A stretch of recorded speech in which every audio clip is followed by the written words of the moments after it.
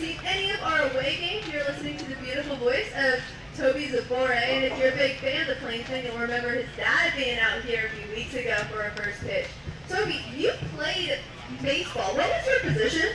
I was a really terrible pitcher. Well, how do you think you're going to do tonight, then? Terrible! Hopefully just get it there. Chuck said terrible, so you got to prove Chuck wrong at the very least. You were also the only one who remembered to stay in spirit for Tropical Tuesday. Do you want to shout out your socks? They're lemons. All right, Toby, are you ready for this?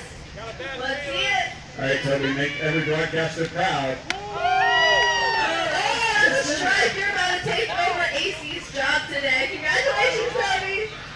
Great first pitch.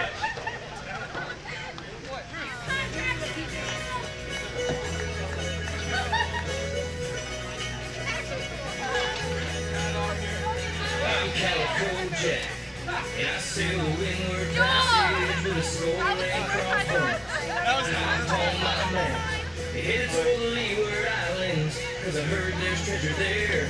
With my girl and Bonnie, we made quite a pair. I'm Henry Morgan, captain of the Satisfaction, led a raid in Maracaibo back in 1667. Got arrested in Jamaica for sacking Panama. Then I broke out of jail and met old Jack Bolson Grove. Then we're all getting down in a pirate town. Taking the rail and pass it around and we'll dig it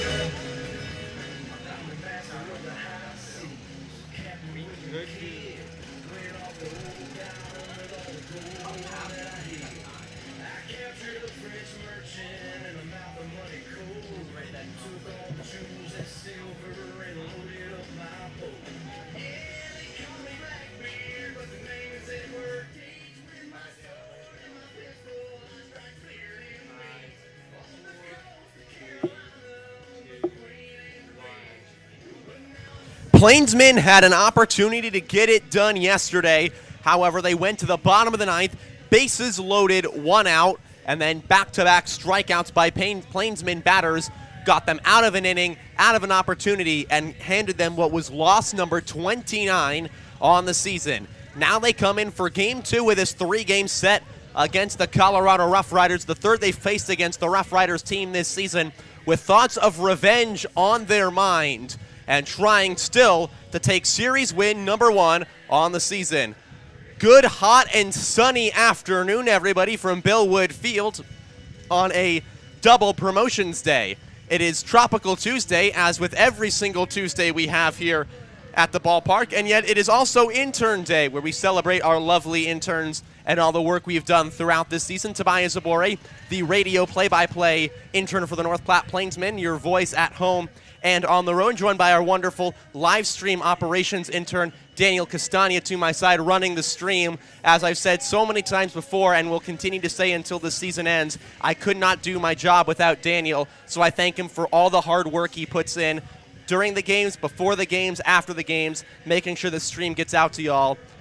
I cannot thank him enough, and he puts on one of the best shows out there, so a huge props to Dan. Huge props to Levi Newell, our baseball operations intern, who's right behind me, for all the work that he does, who just let me know that Travis Monk will be behind the plate. And then Jordan Pierce will be out in the field for our umpires today. So a little behind the scenes as I get our umpires for today. I'm also joined by Nicole Kerr, one of our marketing and promotions interns. Just every single intern is coming up to me at this point, and they're just standing here. I don't know why. They're just, okay, now you're grabbing the mic. Well, because I want to ask if you talked about your first pitch yet. I just started. Oh. I did throw a first pitch. It was a little bit outside. It was close enough to be a strike. Travis Monk would have called it a strike. That's a Travis Monk strike. But if that's a good umpire, that's a ball. I think it was one of the better first pitches, and I've been on the mound for almost all of those first pitches with them, and at least you made it to the plate. To be fair, I was a pitcher in high school. I wasn't a very good one, but I was a pitcher. So I had some experience, and that was only a few years ago. I think you did wonderful, Toby, and that's all I wanted to come here to say was you did a great job with your first pitch, and I'm so glad you got to throw it. Thank you, Nicole. It was good to throw it on intern day as the Plainsmen get set for Game 2 here against the Colorado Roughriders. This is the second game they're playing against the Roughriders here on this series. The third they have played against the Roughriders all year, and the last two have been close losses from the Plainsmen where their pitching has let them down, and that was the case last night. Plainsmen took a 3-0 lead after inning number 1, and it looked like they were going to cruise the entire way. Then they left Peyton Ramsey out a little bit too long, and he started to falter on the mound. Things kind of went sideways and haywire for the Plainsmen. They ended up losing the game 5-4, and despite the fact that North Platte had the bases loaded with 1 out in the bottom of the 9th, they could not get that final run across as part of their struggles yesterday when they had men on base. The Plainsmen had just 2 hits with runners on base. Something that the Plainsmen would love to fix coming into today's game. Remember, they left 12 men on in yesterday's contest. Even when you take out the bases loaded 9th, that's 9 base runners stranded on base. If you're going to win a baseball game, you cannot do that kind of mistake. After that, no, the Plainsmen kind of looking back on that game. Their defense, however, was a shining point. Through 9 innings that they played, they committed 0 errors. That was the first time this season that the Plainsmen defense has gone an entire game without committing a single error, and that is stark contrast to way earlier in this season when the Plainsmen seemed like they couldn't get an inning without an error, especially that one game against the Hayes Larks when they committed 10 in one ball game. So the hope is that that kind of production is what translates to today's ball game, that the bats can pick them up. As Plainsmen getting set out there, and they're going to be willed by the arm of Anthony Comfort, who is making his 7th start on the season. Comfort attempted to go on Saturday against the Denver Cougars. He went solid 3 innings, allowed just 2 runs on a couple of hits against him. However, the game ended up being called due to weather. Thank you, Nicole, for bringing me olive oil from one of the Subway things. I always take the olive oil because I put it on the Subway, and it makes it so much better. And then I also bring it home, and if I have a sandwich, I put it on my own sandwich or in rice or in anything because I am my dad's kid. I am my Nonny's grandson. I do love my olive oil. It's very good. And especially with these Subway sandwiches, I just load it up, and it makes pregame meals so good. Anyway, back to the actual baseball we're getting ready for today. Comfort has maybe been the most reliable Plainsman pitcher to this point in the season. He has gone 31 2/3 coming in today, allowed 35 hits, just 17 earned runs, and a lot of those came earlier in the year. His last 2 starts have been nothing short of fantastic on the Plainsman side. He had that complete game outing back in June against the Game Day Angels. Then he was shut down for a while visiting family on vacation. He has come back and has become an absolute tour de force for the Plainsmen. His last start, he went 8 on July 15th against the Western Nebraska Pioneers, allowed just 1 earned run with 9 strikeouts, which tied the number he had in that complete game against Game Day. The start before that was against the Pioneers. He went 6 innings in a win, allowed just 1 earned run again, 6 strikeouts. As Comfort's last few outings, he has gone deep and has K'd a lot of men and has provided the Plainsmen with a lot of depth as opposed to his first 3 starts on the season when he only went a total of 8 innings over those 3 games. He matched that in his last one and has been absolutely stellar in his last few outings. Just 2 earned runs in 3 appearances that have totaled about 23 innings on the mound. So he has been absolutely lights out, and for the Plainsmen, that has been exactly what they need from their opening day starter, as they also take a look at their lineup, which has been pretty solid all season, and now they're going with the 3 troubadours of the lefties at the top of the lineup at the 1, 3, and 5 spot in Golbeck, Hockmer, and Sugi. They were pretty good in their last few times out, especially yesterday. The rest of the lineup was unable to pick them up. We'll see if they're going to be able to do so here as the plate meeting has concluded between Jared Jones and the Roughriders coach as we take a look at the keys to today's game for both sides. for the visiting Roughriders is going to be keep the pressure up on the Plainsmen and understand that even if you get yourselves down, you've never lost a game to this Plainsmen team, even though you've been down by a lot against these Plainsmen in just about every game. For the Plainsmen, it's you got to hit the baseball. You can't win games without getting hits with runners on base, and that was their struggles yesterday. And the last key is just defense. Their defense was really solid yesterday. They got to do that again today. We're going to take a quick break, but we're going to keep it right here for the national anthem as our own Corey White, a marketing and promotions intern, is going to provide us with this rendition of the Star Spangled Banner. Batting 6, the first baseman, number 44 from OPSU, Tucker Vaughn. Batting 7, the right pitcher, number 21 from Milwaukee Area Tech, Carmelo Ortiz. Batting 8, the second baseman, number 20 from Southwest Minnesota State, Trey Runge. And batting 9th, the center fielder, number 3 from Highland Community College, Kyle McCarthy. Tonight's starting pitcher is number 18, a lefty from the University of Jamestown, Anthony Comfort. Jason Sykes. And now, Plainsmen fans, at this time, we ask that you please rise and remove your hats and join us as we present our national anthem on Intern Night tonight, sung by Plainsmen intern and Tiffin track and field athlete, Corey White. That athlete is generous.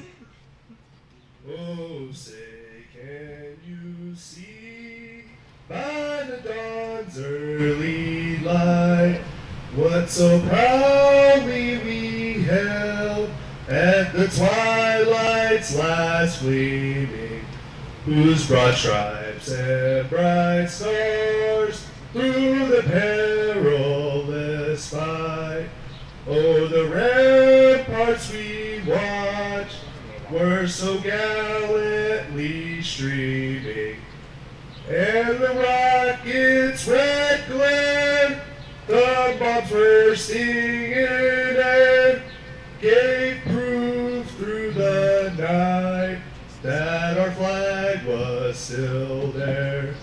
Oh, say does that star-spangled banner yet wave o'er the land of the free and the home of the brave. Hey, everybody!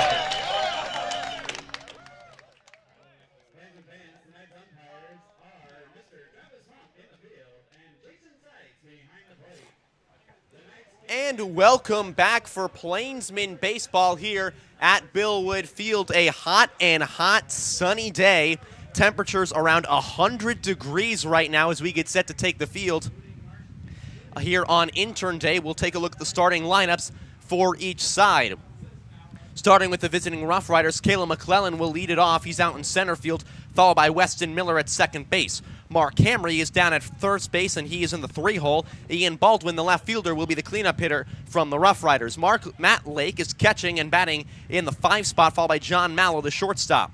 Eddie Montoya in the 7-hole out in right field, followed by Cannon Frost, the DH, and batting 9th, Andrew LaPearl for the Colorado Roughriders.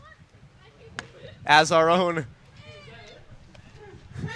Olivia tries to do the play ball, can't do it, so Frankie, our social media and photography intern, ends up doing it. Y'all, we're having fun on Intern Day. That's all I can say. And we're going to take a look at the Plainsmen in the field behind Anthony Comfort. The outfield that he'll have behind him, Nick Hockmer in left, Kyle McConaughey in center, and Kenneth Sugi in right. His infield, from right to left, he's got Tucker Bond at first, Trey Runge at second, Garrett Golbeck at shortstop, and Jovan Suarez down at third. His battery mate today is Carmelo Ortiz in the second to last game he'll ever play in a Plainsman uniform. And oh no, here comes Jake.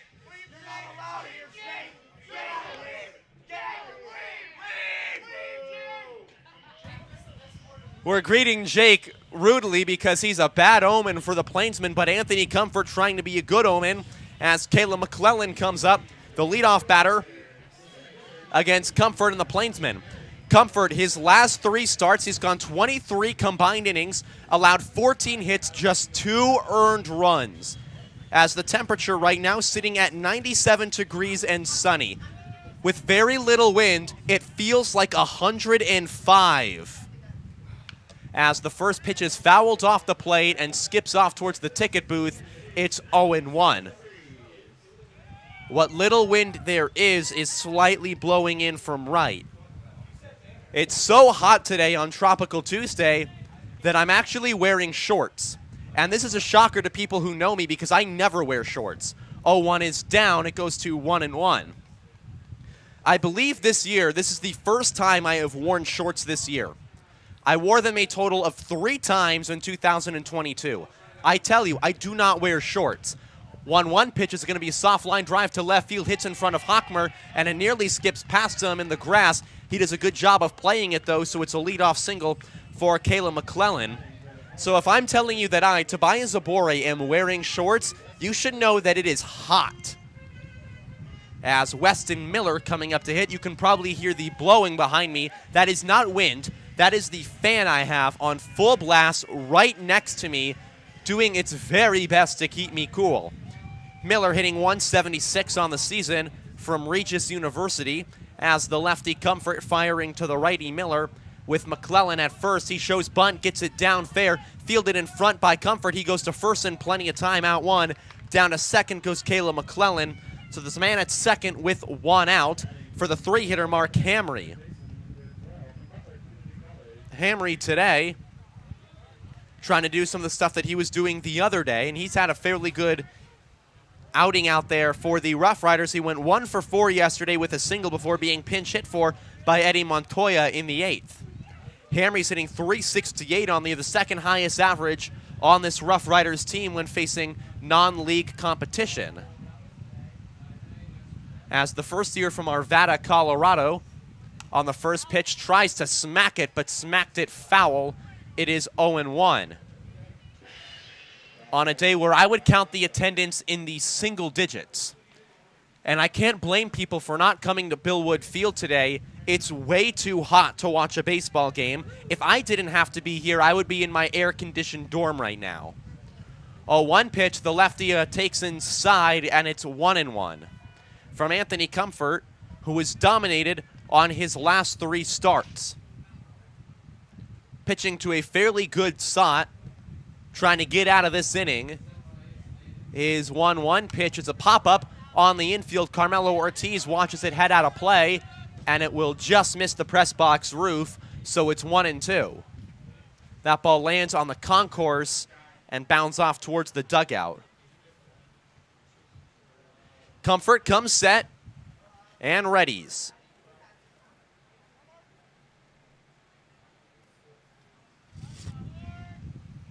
Lefty with the runner at second and 1 out to Hamry. Swing and a foul tip back into the padding.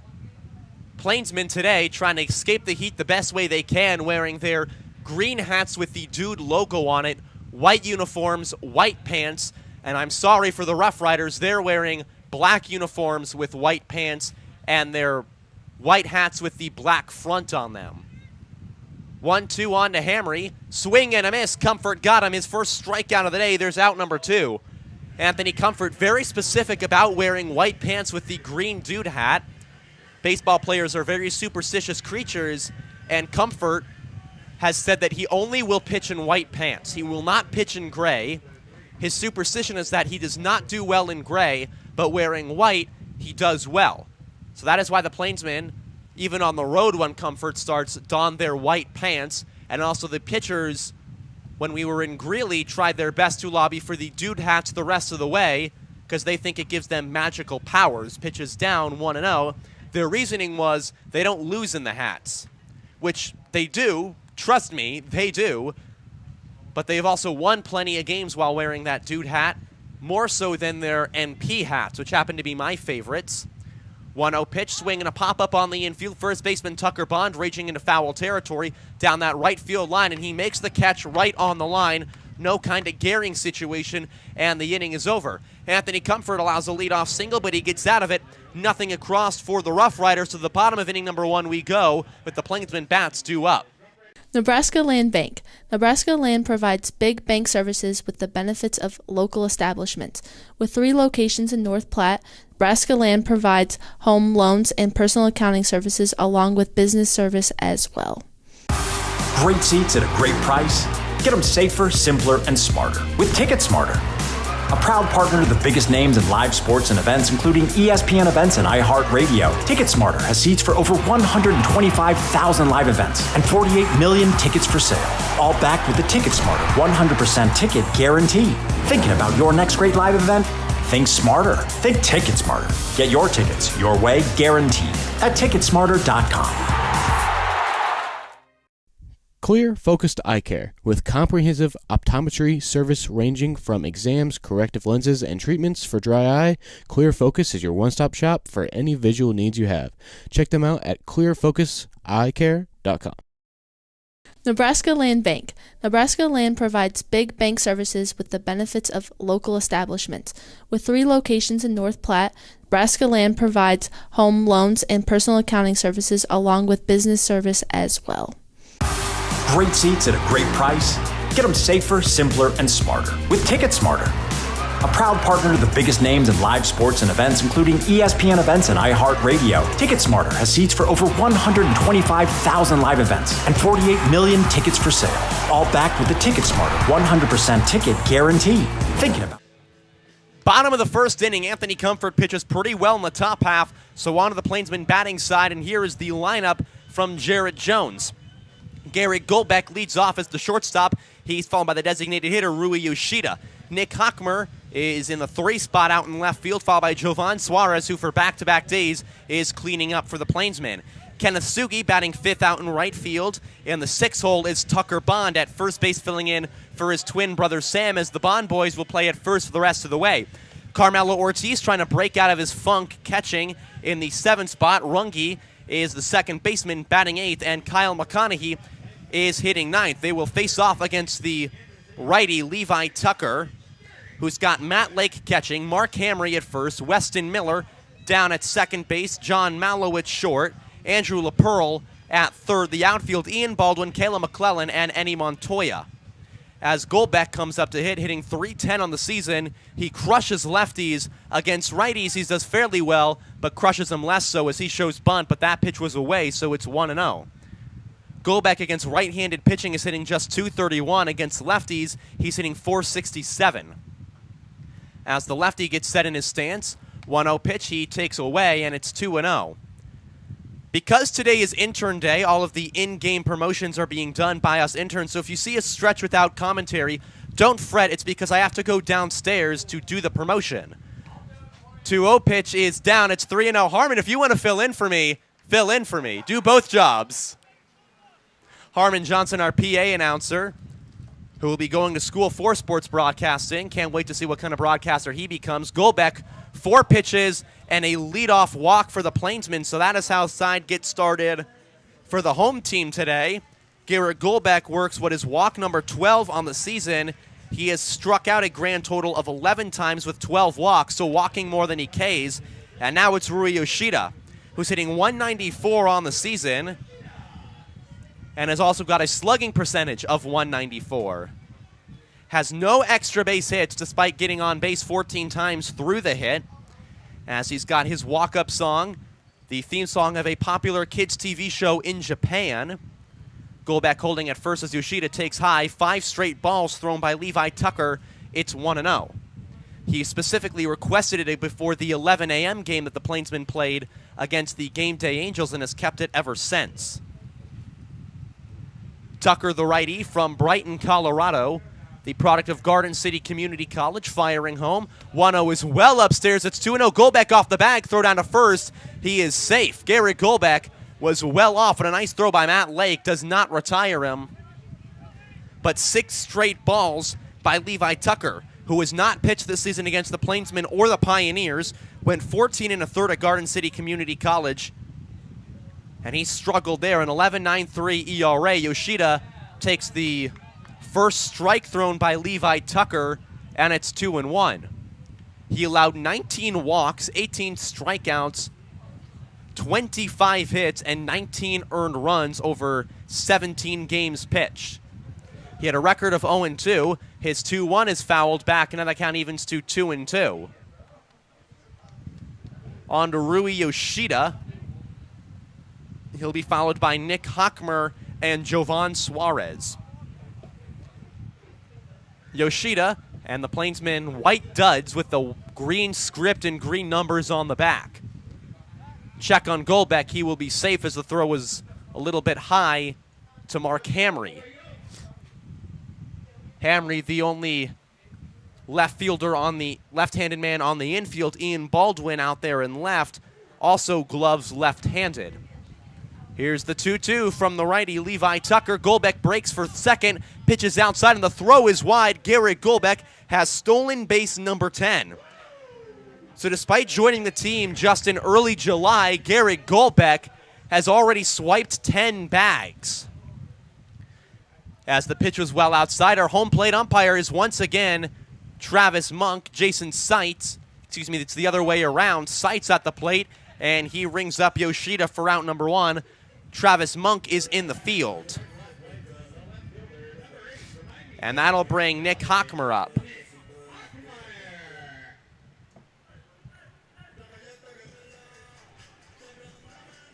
One out and Golbeck down at second base. Plainsmen trying to score the first runs of this ball game in the first inning just like they did yesterday. Hockmer in that game went 1 for 3 with a walk, a hit by pitch, and a single. Had an RBI as the throw's in the dirt. It skips behind Matt Lake. Down to third goes Garrett Golbeck. So he moves over on a wild pitch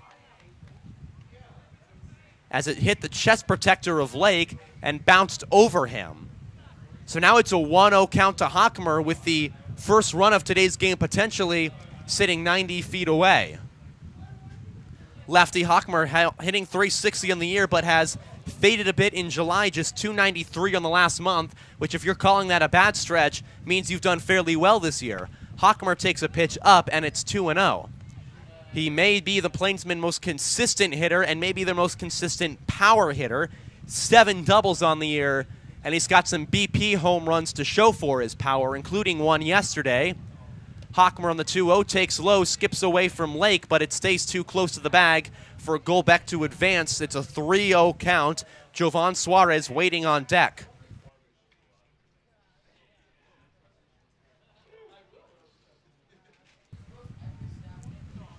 Hockmer digging in on a 3-0 count against Levi Tucker, who has struggled with the strike zone. His 3-0 pitch is inside, nearly catches the foot of Nick Hockmer as that one bounced in the left-handed batter's box. So it'll be runners at the corners after 2 walks and a strikeout to bring up Jovan Suarez. The native of Salina, Kansas, who's been hitting .236 at home. When he's been the comforts of Bellwood Field, he's certainly been a much more dangerous batter. He's got Golbeck at third and Hockmer at first. Again, Plainsmen have only 2 more days left here, today and tomorrow, as Levi Tucker's pitch home is down a block. Lake can't find it, but runners hold. It's 1-0. With today being the second to last day at home for the Plainsmen this year, it is intern day, so we're celebrating all our wonderful interns. Tomorrow is Western Wednesday and the last game of our home season before the Plainsmen go to Hayes for 3. 1-0 pitch taken away by Suarez, and it's 2-0. And as part of this intern day, every single inning I will be reading a bio of one of our interns from the North Platte Plainsmen interns page. I'm just going down the list. 2-0 is in there for a strike, and it's 2-1. I'm starting with the first person I see to the far left top of the interns page. It's Sage Crane, who is our stadium operations intern. Sage is a sophomore at Missouri Southern State University in Joplin, Missouri, where she is pursuing a Bachelor of Science. Pitches down and off the plate. Coming home is Golbeck. Down to second goes Hockmer. 1-0 Plainsmen. A wild pitch has scored a run. That is not part of the bio. I'm just trying to call the game and read this off. A Bachelor of Science in Business Administration. She was born and raised in Joplin, Missouri, where she grew up watching sports, but played volleyball most of her life. She's currently employed at Chick-fil-A and Roderick Insurance Agency. I don't know how to pronounce that, but has spent many summers in her past working and watching baseball tournaments. In her free time, she enjoys reading, shopping, working out, or hanging with friends. Sage is a big coffee fan as Suarez takes off the plate, ball 4. Down to third goes Hockmer, and he will stop there, takes a big turn, but it'll be runners at the corners again with 1 out after a walk. Plainsmen leading 1-0. Sage was a big coffee fan and loves traveling to new places. She chose to be a hospitality intern because she loves serving others, meeting new people, and wants to further her experience within her field of study. She's thankful for this opportunity and can't wait to see what the 2023 season holds. Whew, I got through my first bio. This is going to be a lot. Kenneth Sugi waits as Suarez takes off for second. There will be no throw from Matt Lake, a stolen base. Runners at second and third with 1 man out, and a run already across, Plainsmen leading 1-0. And if it wasn't already obvious, we all had to write our own bios. 1 pitch is down and in. It goes to 1-1 on to Sugi, who's hitting .275. He's slugging .468. And with runners in scoring position, a .523 slugging percentage has been pretty effective when the pressure is high. Pitches outside, 2-1 count on to Sugi. Okay, we do have all of us here. The only okay, Nicole does have a bio. That for the longest time, Nicole didn't even have her photo or anything on the interns page. 2-1 pitches down. It's 3-1. That changed maybe, I guess, a week ago. I don't know. I am. I'm reading off all the intern bios 1 inning at a time, ending with mine. You need to give recognition to Elizabeth, too. To Elizabeth. We might. 3-1, 1 down. Runners at second and third. Sugi takes inside. Ball 4. The walk train continues. Choo-choo. Kenneth Sugi is on, and the bases are loaded for Tucker Bond. And you can tell the Plainsmen are in their white duds because Tucker Bond is number 44 today. I've mentioned it already this year, but we did not have a white 34 for Tucker Bond, so we just slapped him in a 44 and said, good enough. As out comes the coach to talk to Levi Tucker, who has been wild in this first inning. He has faced 5 batters. He's walked 4 and struck out just 1. And this is pretty reminiscent of when the Plainsmen played the Fort Collins Force the other day, when they faced Brett Nemechek and Robbie Ross in the 6th inning. Ross came in, walked 3 straight batters to load the bases. Then Brett Nemechek came on.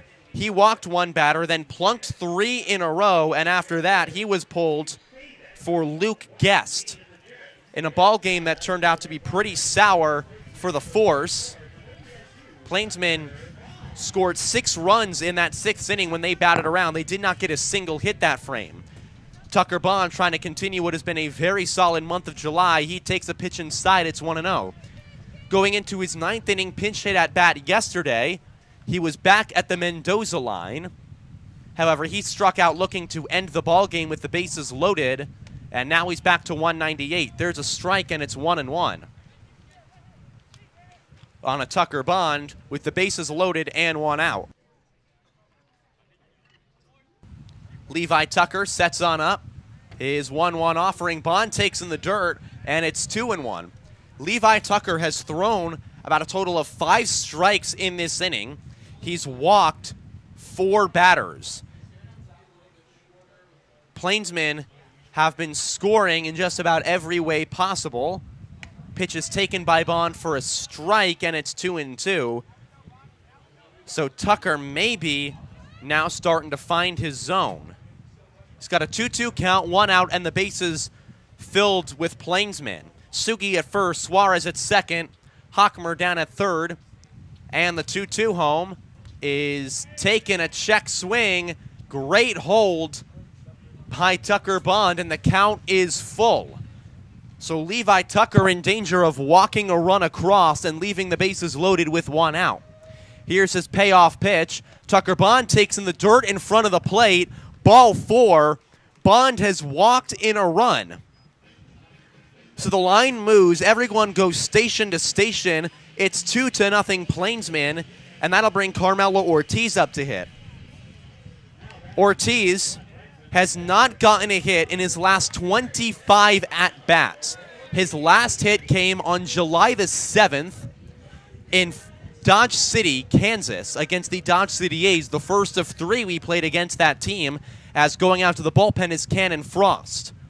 Pitches down, ball 1. So Frost, the DH for the Roughriders, might have to become their pitcher as he runs down to the bullpen, and they're going to have a man go down there to catch him. So Levi Tucker is starting to lose it right now. The 1-0 pitch, Ortiz takes low and away. It's 2-0. And after a rough outing the other day, on Sunday, Ortiz has officially dropped below the Mario Mendoza line, hitting just 193. He's 0-33 in the month of July with just one hit. That was the hit he got against the Dodge City A's. 2-0, he takes a strike, and it's 2-1. And with only 2 more games left for Ortiz as a Plainsman, he would love to break out of this funk before he goes back to Milwaukee Area Technical College. Ortiz will not be joining the Plainsmen when they go to Hays, Kansas, as the 2-1 pitch is taken off the plate. It's 3-1 with the bases loaded and 1 out. Plainsmen have walked 2 runners in this inning, trying to bring another across and make it a 3-0 lead in the first, just like last night. As the big righty Levi Tucker comes set up high, his 3-1 pitch is well upstairs, and Ortiz, a good eye, he walks. 17th time he's done so on this season, and the Plainsmen walk in another run. It's 3-0 North Platte, and Cannon Frost will continue to loosen down there in that Roughriders bullpen. And the 8th man to come up in this inning, as we have a courtesy runner on for Ortiz, it's going to be Sam Bond. Trey Runge up to hit, hitting .088 on the season, has struggled but has had his streaks of good times, including in July, as that one's ripped up the middle. Trey Runge has a hit, a run comes across to score. Plainsmen lead 4-0. I completely peaked the microphone. But that's what you get when you get hit number 8 for Trey Runge on the year. Drives in a run. He has hit really well against these Roughriders, and now it's the 9-hitter, McConaughey. Bases still loaded, nobody out, a 4-0 North Platte lead. And they're trying to bat around in this inning. McConaughey takes a ball, it's 1-0. Runge didn't even bother to look at a pitch. He just went after him and has the Plainsman on top. Tucker fires that one in there for a strike, and it's 1-1. Now adjusting my microphone so I don't do that again, as that was a little loud. Here's the 1-1 pitch. McConaughey takes inside, and it's 2-1.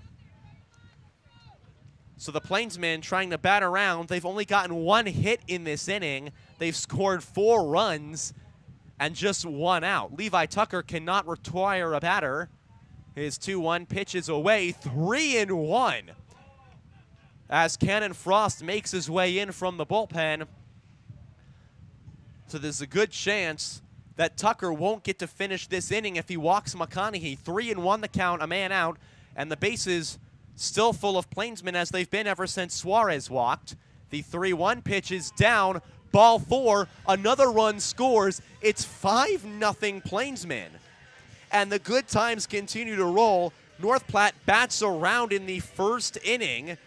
And after some pent-up aggression against this Roughriders club, the last 2 times they've faced them, they are taking it all out on Levi Tucker, and he gets exactly 1 turn through the order, and the ball will be taken from him. Tucker retires exactly 1 out. He's allowed 5 runs already, and he's responsible for every man on bases. If they all come across to score, it would be 8 runs with just 1 out retired.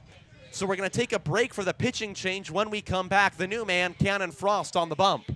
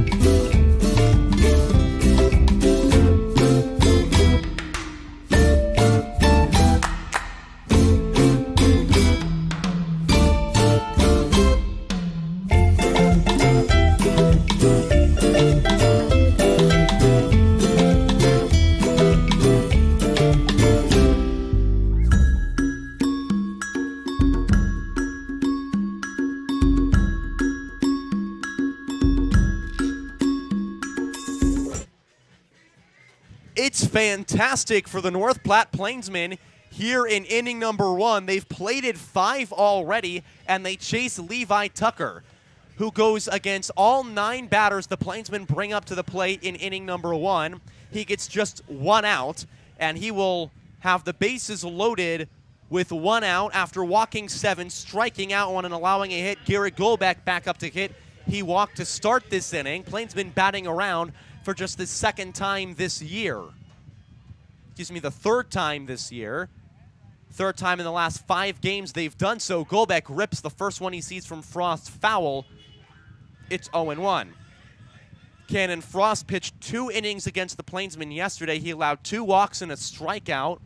He's just 17 years old, from Westminster, Colorado, and is committed to go to the University of South Carolina, Aiken. Golbeck takes outside. It's 1-1. As we are still in the bottom of the 1st inning, Plainsmen have already plated 5 runners as they've batted around. It'll be Golbeck and Yoshida.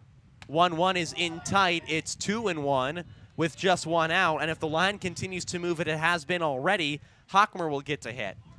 2-1 count, 1 out, bases loaded. Plainsmen trying to walk in their 6th run of this ball game. 2-1 pitch, that's inside. It's 3-1. And on this hot day, 105 at first pitch, at least that's how it feels like, no Rough Rider can find the zone. As Cannon Frost fires the 3-1 pitch, that one is ripped foul by Goldbeck. It's a full count. Golbeck tried to get on it, but was a bit early and knocked it foul. And we'll see if Cannon Frost can be like Jack Frost and nip away at the Plainsmen batting order, or if the heat will melt the Frost and allow the Plainsmen to score a few more runs here. Full count, bases loaded, 1 out. Plainsmen already leading 5-0 over the Rough Riders. Here's the payoff pitch. It is high, ball 4. Plainsmen walk in another run, and the line continues to move. Scoring is Sam Bond, the courtesy runner for Carmelo Ortiz. Down to 3rd goes Trey Runge. On to 2nd goes Kyle McConaughey, and 1st is Garrett Golbeck. And it's got to be a little ironic that the only hit the Plainsmen have gotten this inning has come off the bat of Trey Runge, who this season has been known for his inability to get hits. Rui Yoshida, the only man who has been retired in this 1st inning, he struck out looking. He takes up high, ball 1 against Levi Tucker. Now he faces Cannon Frost. He was retired on a full count. 1-0 with the bases loaded, 1 out. Yoshida takes the ball outside, and it's 2-0. This inning has been lasting what feels like nearly 20 minutes, and Anthony Comfort is just throwing a football down by the dugout just to keep his arm loose, as he's been sitting on the bench for a while.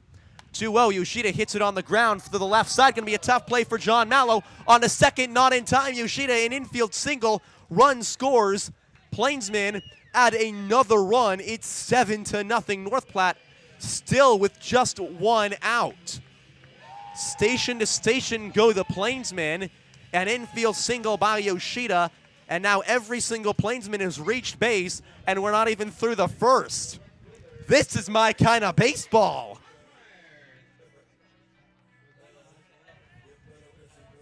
And Nick Hockmer, the lefty, coming up to hit. With still the bases loaded. And 1 out. Hockmer takes inside for a strike. It's 0-1.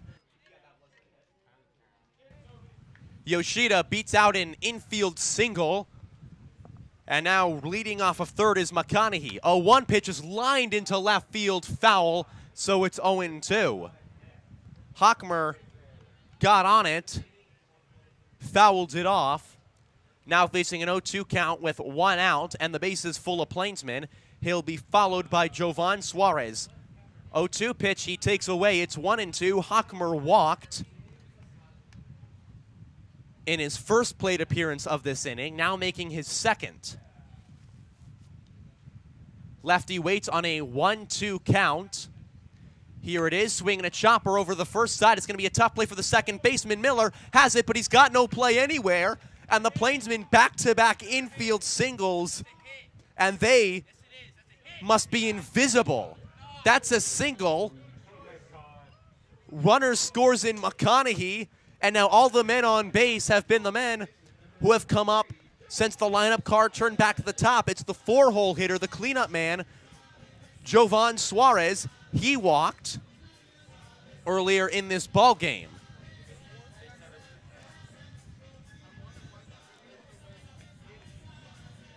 So bases loaded, 1 out, and the Roughriders cannot get out of this inning. It is 8-0 Plainsmen, and so far everyone who has touched the bags has scored. Every single man in the Plainsmen lineup except for Yoshida at second has scored a run. Suarez takes a strike. It's 0-1. Yoshida at second base. At first is Hochmer, and Golbeck is down at third. Plainsmen up 8-0 in a blowout. A 1 pitch fouled off into the dirt, and it's 0-2. 10 consecutive batters for the Plainsmen have reached base successfully.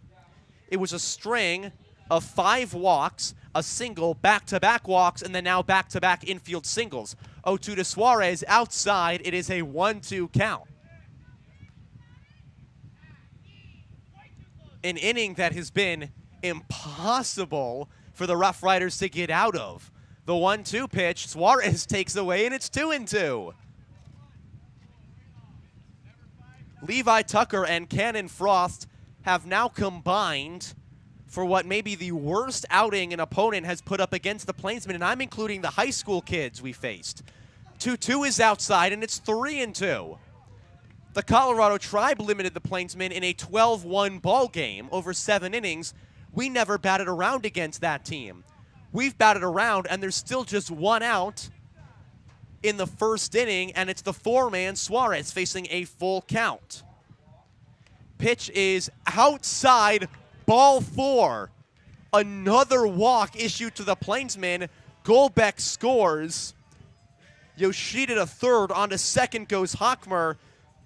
11 consecutive men have reached for the Plainsmen.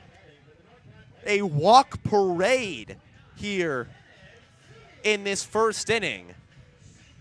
9 issued by the Roughriders as Suki, the lefty, wears one off his leg. The first 5 men at the top of the order have all come up to batting around in this inning. Now Yoshida has scored, and every Plainsman has come across to score in this inning, and the coach is out again for the Roughriders. So not only has every member of the Plainsmen scored here in this ball game, there's only been 1 out in the first inning. It's 10-0 Plainsmen.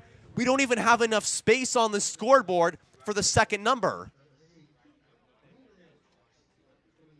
And so it seems that the right fielder, Eddie Montoya, will come on the mound. We're going to take a break as out to right goes Cannon Frost. Roughriders can't even get an out.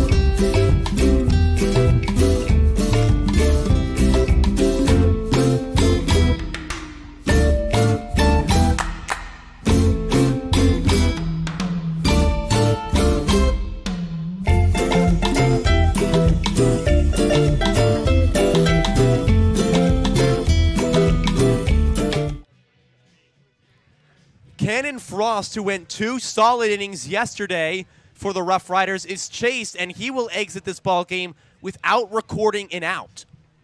He allows 2 hits, 2 walks, a hit by pitch, He's responsible for every man on base and has already allowed 2 runs to score against him. And now it's Eddie Montoya, who was in right field. They will switch places as Frost goes out to right. Montoya on the mound. Tucker Bond up to hit. As he swings and misses at the first pitch, it's 0-1. Montoya did not go on the mound yesterday. He pinch hit for Mark Hamry and got a single in the 8th inning. 0-1, Tucker Bond takes a strike, and it's 0-2. Again, the run rule in NCAA is 10 after 7. So we will at least play 7 innings of this ball game. Here's the 0-2 to Tucker Bond, and he takes upstairs. It's 1-2. Cannon Frost got pretty close to striking out some batters, but he was never able to get that 3rd and final out. Plainsmen have brought 14 up to hit, and for the first time since Rui Yoshida came up to hit, there is an out recorded. Tucker Bond is retired after 12 consecutive Plainsmen reached. I had to count in my scorebook. It's the 7-hitter Carmelo Ortiz with 10 runs already on the scoreboard here in the first. Montoya, Ortiz, a healthy hack. It's 0-1. Eddie Montoya trying to retire some batters and get the Roughriders out of this with no damage except the 10 runs already done. There's a weak chopper on the infield for John Mallow. Mallow goes to second, and the Plainsmen are at last retired by the Colorado Roughriders. 10 runs on just 3 hits as the Plainsmen break out their walking sticks. So to the 2nd inning we go, and Anthony Comfort is given the ultimate cushion, a 10-0 lead. Great Plains Foot and Ankle, providing quality health care since 1991. Great Plains Foot and Ankle is the perfect place to go for any foot pains. And with no referrals needed, it's as easy as ever to schedule an appointment with them today. Maple Park Dental Associates has the best quality dental care and the friendliest staff. With top-notch dentists in 3 locations, you can be sure to get your regular checkups and cleaning, plus any dental care anyone in your family needs, including fillings, crowns, bridges, root canals, wisdom tooth extractions, implants, dentures, partials, straightening, and whitening. They can even help with those facial fine lines and wrinkles. Love your smile with the help of Maple Park Dental Associates, with offices in North Platte, Sutherland, and Broken Bow. Miller Coors provides beer to Bellwood Field for the 2023 season. From Coors Banquet and Light to Budweiser and other Bud products, the Plainsmen are proud to have Miller Coors provide beverages for all Plainsmen home games, and please drink responsibly. Great Plains Foot and Ankle, providing quality health care since 1991. Great Plains Foot and Ankle is the perfect place to go for any foot pains. And with no referrals needed, it's as easy as ever to schedule an appointment with them today. Maple Park Dental Associates has the best quality dental care and the friendliest staff. With top-notch dentists in 3 locations, you can be sure to get your regular checkups and cleaning, plus any dental care anyone in your family needs, including fillings, crowns, bridges, root canals, wisdom tooth extractions, implants, dentures, partials, straightening, and whitening. They can even help with those facial fine lines and wrinkles. Love your smile with the help of Maple Park Dental Associates, with offices in North Platte, Sutherland, and Broken Bow. Miller. 9 walks issued by the Colorado Roughriders in the first inning alone. The Plainsmen bring a shocking total of 16 men up to bat in the first, a 45-minute inning as we go to just the 2nd frame, a 10-0 Plainsmen lead. As they will face Matt Lake, John Mallow, and Eddie Montoya. Anthony Comfort back out to work. He has a 10-run cushion to work with. He shut him down after allowing a leadoff single in the first. He got the next few men to retire and stranded Kayla McClellan down at second base. As his first pitch in about 30 minutes is a strike, it's 0-1. It was 45 minutes for both halves to go. The top of the fourth was really quick. So I would say Comfort was sitting on the bench for almost 35, 40 minutes. 0-1, that's a ball, it's 1-1. And that is a long time to be waiting between throwing pitches. As Matt Lake enters this game hitting .333. His 1-1 is a strike, and it's 1-2 onto Lake. Comfort trying to get what will be out number 1 here in the second, as we're finally on inning number 2 of work. Here's the 1-2 pitch. It's a bit outside, 2-2. Next intern due up on the me reading off intern bios from the website until we hit the 9th inning because there's 9 of us. That's a really bad title. I can't think of any better one, though. 2-2 pitch, a swing and a foul ball. Excuse me, he missed it. It's going to be a strikeout, but a strikeout single by Matt Lake, so he's down at first. With nobody out, and that's going to bring up John Mallow. Lake will get a courtesy runner. Anyway, the next is going to be Frankie Enna, our social media and photography intern. Frankie. And now for a reading. John Mallow due up to hit the lefty with the new courtesy runner looking like Nick Varda out there at first base as our K-man, John Mallow, comes up to hit. Sorry, Frankie, your bio's going to have to wait half a second. First pitch, foul tip into the glove of Ortiz. It's 0-1. Frankie, at the time of writing this, was a junior at Missouri Southern State University, so it would now be a senior located in Joplin, Missouri. Prior to her work in photography and social media, checking the runner at first, he will be safe. She was a college volleyball athlete, first at South Dakota State University, then transferred to play at Missouri Southern. Frankie started her photography career by doing freelance in her free time. Once she stopped playing volleyball, pitches down for a ball, it's 1-1. That's when she went full-time with photography at Missouri Southern. She is a student photographer for the athletics marketing department and takes pictures for all the athletic teams at the university. She also takes pictures and creates graphics for the university newspaper / magazine. Comfort comes set at the belt. Again, if you couldn't tell, this is not part of the bio. 1-1 is high. It's 2-1.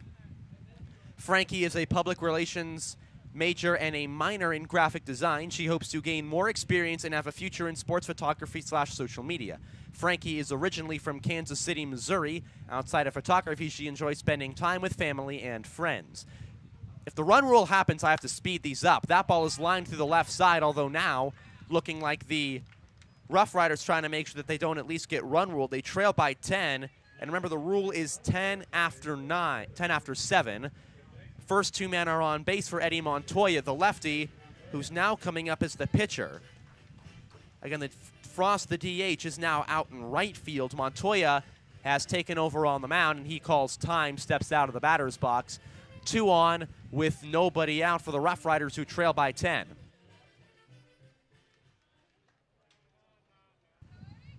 I'm going to do my best to get all of these bios done. There's a lot of them. First pitch is a little looping liner hit into right field. Kenisugi comes in on it. He'll have to play it off the field. Runners held up initially. Throw down to third is a little bit behind the bag. First 3 men have all reached base successfully, and the Roughriders threatening here in the second, maybe for their own big inning. They have them loaded with nobody out. And now it's Cannon Frost, the right fielder, due up to hit. And them's the dangers from Anthony Comfort, who did not pitch for nearly 35 minutes. He gets the rosin bag from Davin Conway, the assistant, to help him with grip.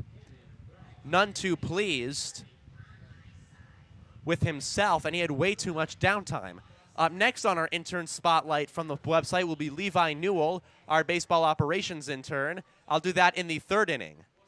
I'm reading your bio in the next inning, Levi, because I'm reading off all the bios on the website for intern day. Yeah. Okay. 0-1 pitch, and that ball is cracked into left field. Coming in, Hockmer, he'll have to play it off a hop. 4 consecutive base runners for the Roughriders, and station to station, they have made it a 9-run game, 10-1.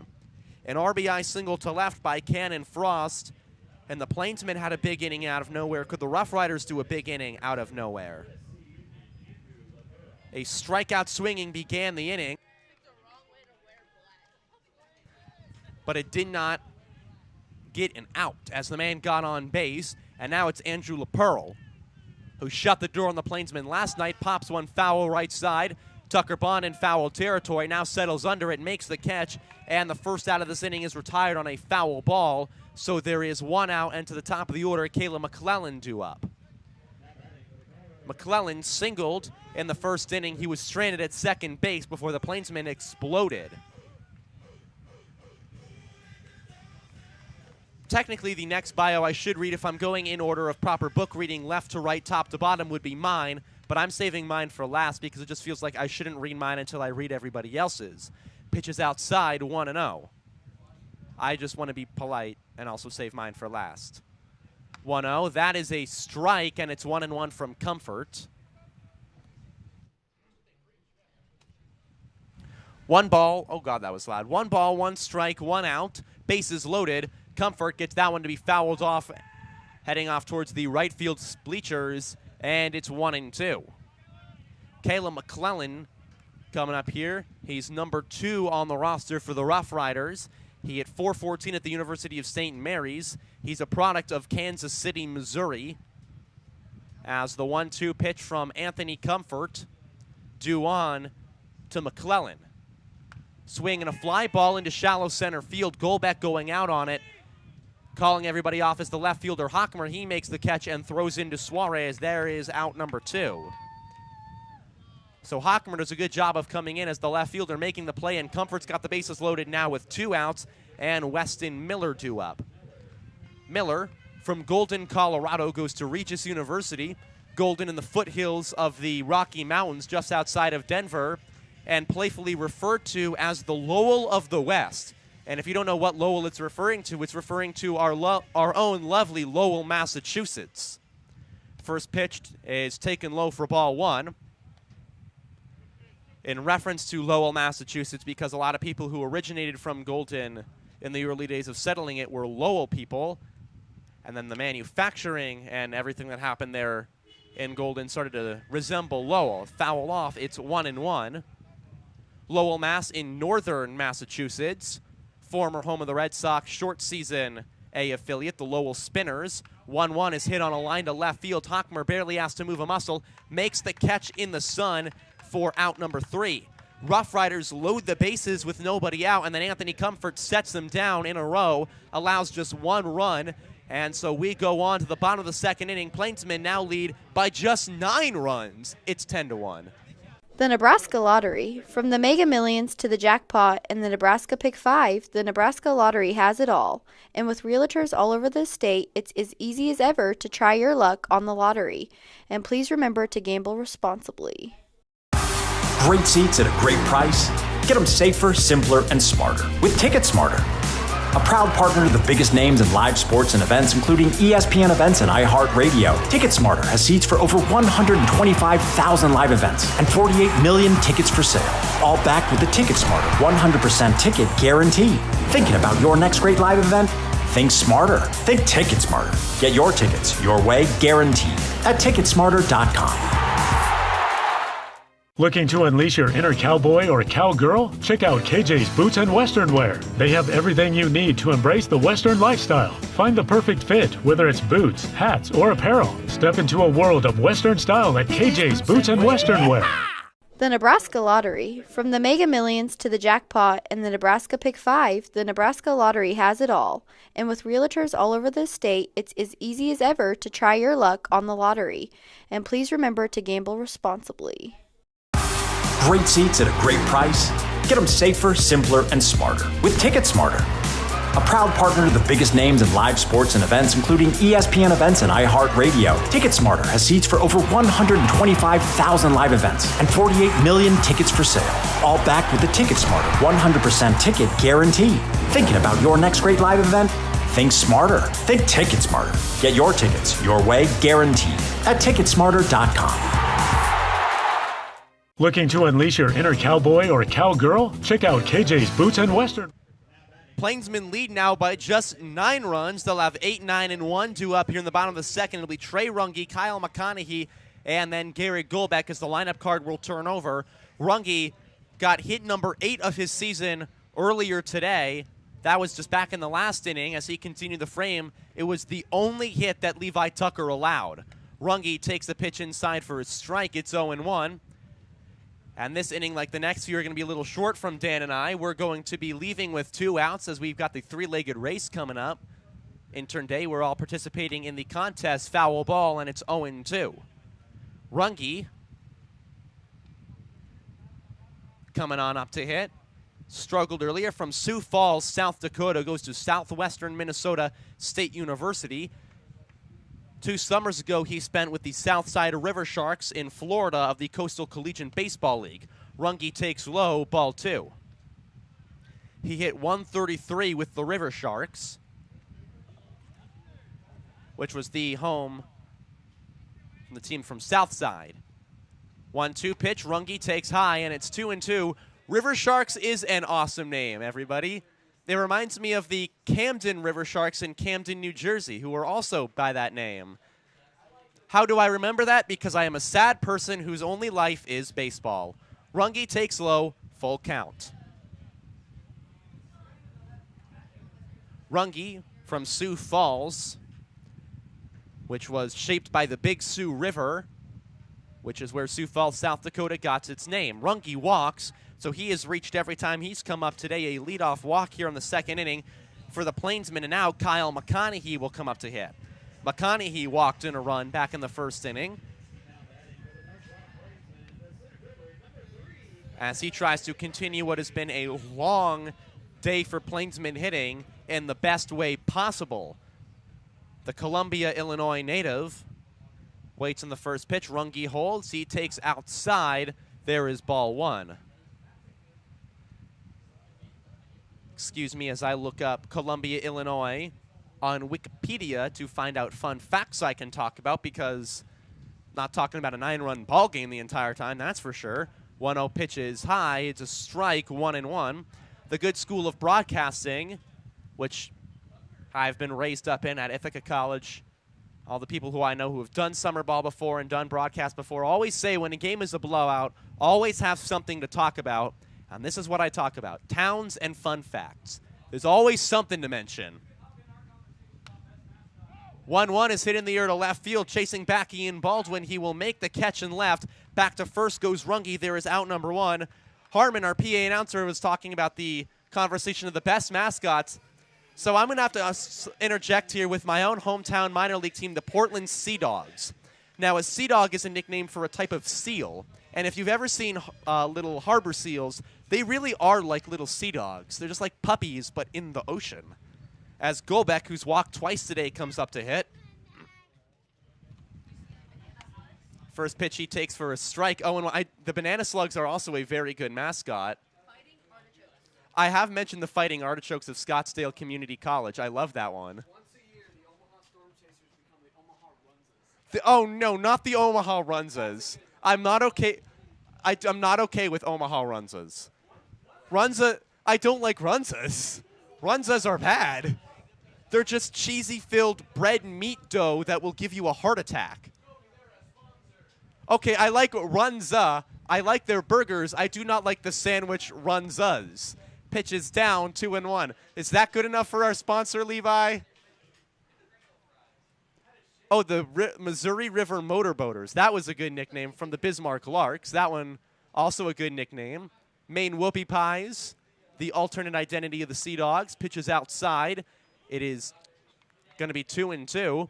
I would be remiss if I did not say something I was going to mention earlier in the year but never got to. Congratulations to Slugger the Sea Dog, the mascot of the Portland Sea Dogs, for getting into the Mascot Hall of Fame. It was well-deserved, Slugger. That ball is slugged in the air to right field, chasing back. Frost still moving back, makes a sliding catch, and there's going to be a double play to end the inning. So now we're going to have to go downstairs for the three-legged race.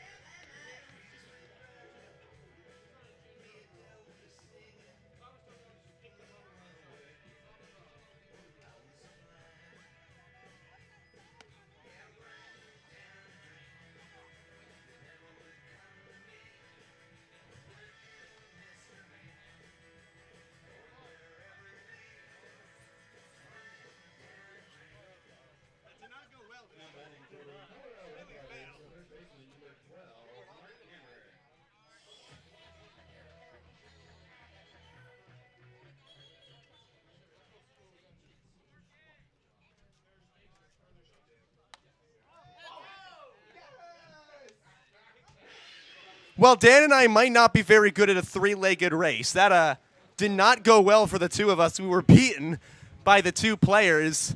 We had good rhythm, though, and we did not fall as Mark Hamry comes up against Anthony Comfort.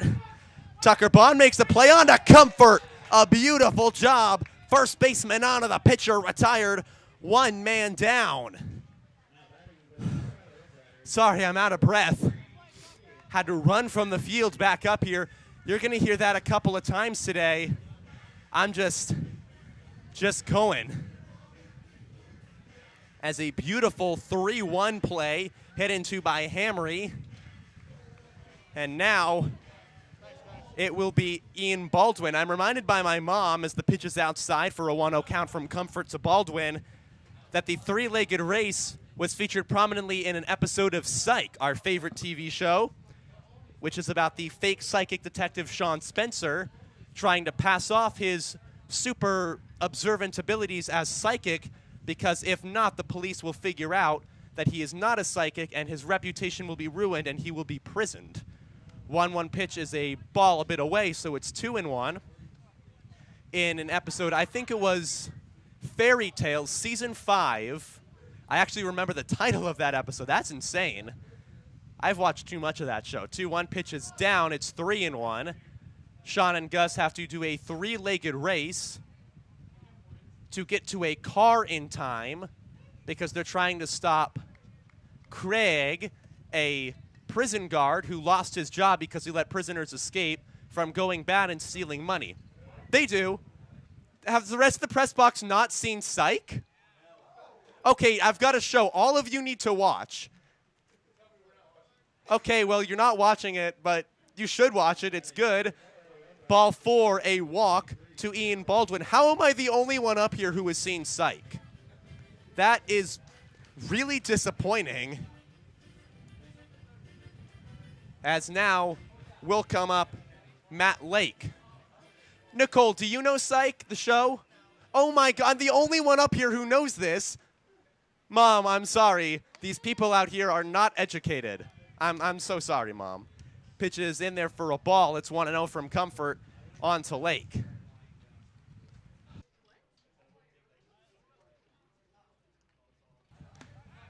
Checking the runner at first, but he will be back. 1-0 count with the man out.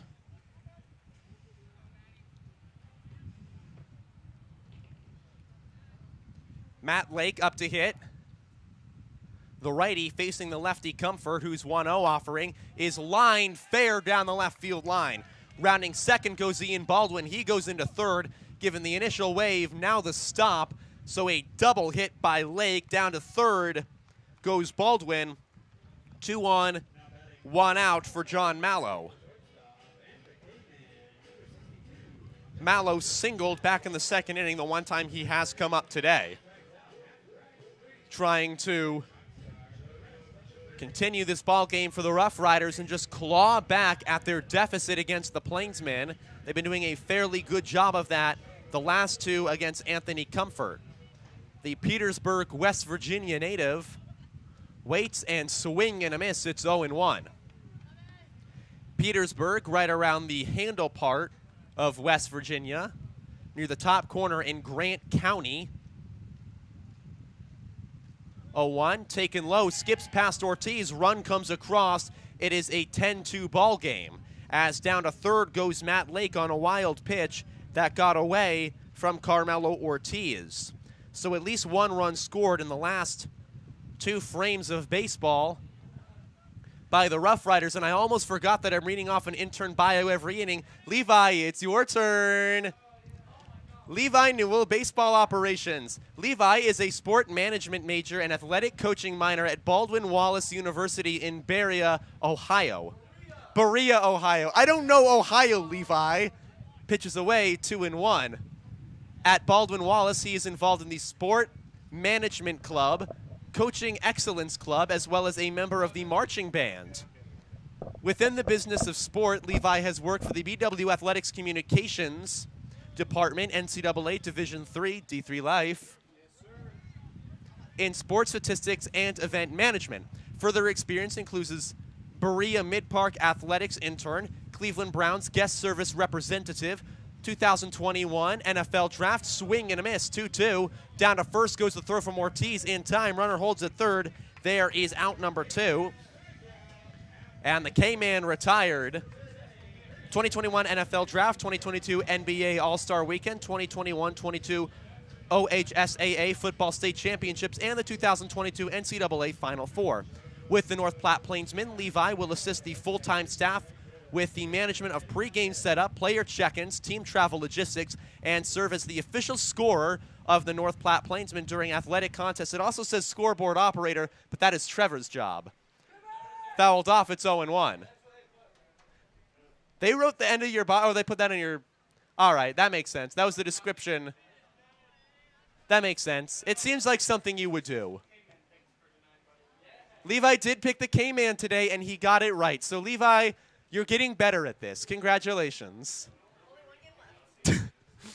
He might be getting a little too late as that ball is chopped in the air on the right side, chasing Sugi back, still going back. That ball's going to be a double. One run comes in to score as down to second goes the batter, Montoya. He's down to third. The throw in, not in time. A triple by Eddie Montoya scores a run. It's a 7-run ball game, and the Roughriders are whittling away at this Plainsman lead slowly but surely. So Anthony Comfort has been hit pretty hard by the Roughriders this inning, a double and a triple, and now it's the 8-hitter Cannon Frost. In the 4th inning, we will read off the bio of Corey White. So we're just going down the line. First pitch to Frost is a bit upstairs. That will be ball 1. After Corey will be Faith, and then our lovely Dan, Olivia, Nicole, and then me. I'll be the last one. 1-1 on a swing and a miss. We are now officially calling Dan Lasagna, because that's what his last name rhymes with, and it's just too good now not to say. Nicole first came up with it. Foul ball, it's 1-2. So he's just Dan Lasagna. Ooh, delicious Dan Lasagna. Faith, thank you for that one. That's a delicious Dan Lasagna. Ooh. What kind of lasagna would you be, Dan? 1-2 is hit in the air, right side. Comfort looking for it. Still looking for it on the line. Going to be a tough play. Makes the catch in foul territory, and the inning is over. 2 runs do score for the Roughriders, however, so they have whittled it down to a 7-run lead for the North Platte Plainsmen as we go to the bottom of the 3rd. Nebraska Land Bank. Nebraska Land provides big bank services with the benefits of a local establishment.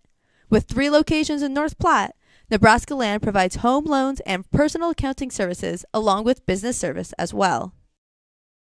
At Mid-Plains Community College, we look to the future of students and their success, the future of the workforce and our community. We don't believe in waiting for opportunity. We create opportunity through a hands-on learning experience with instructors that provide one-on-one knowledge, skills, and training.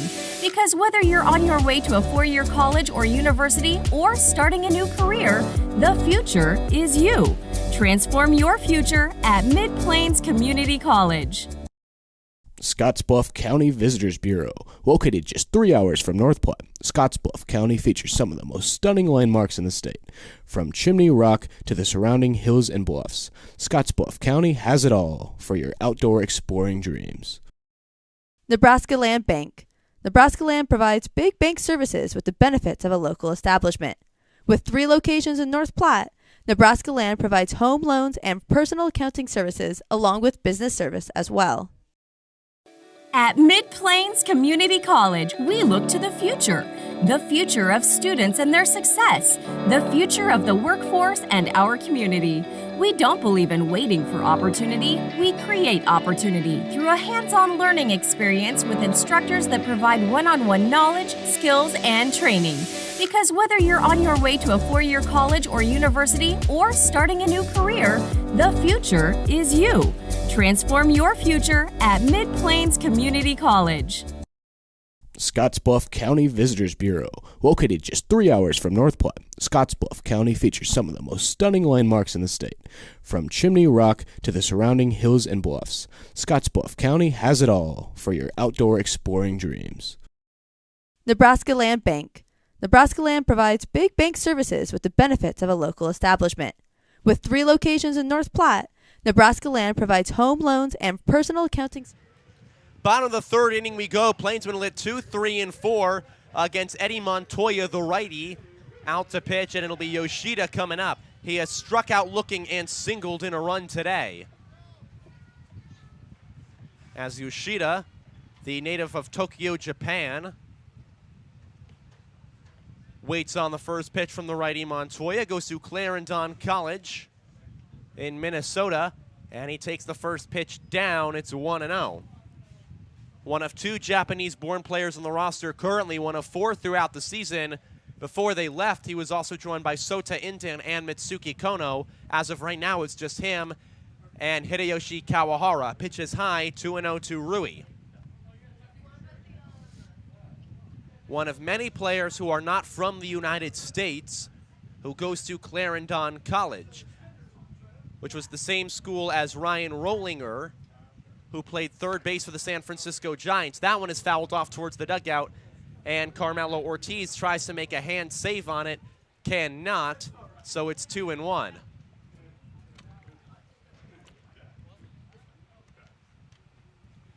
Still a very hot day. It has not cooled off since we started. Coming set is Montoya in a 7-run ball game. His 2-1 pitch. Yoshida swings and misses, and it's 2-2.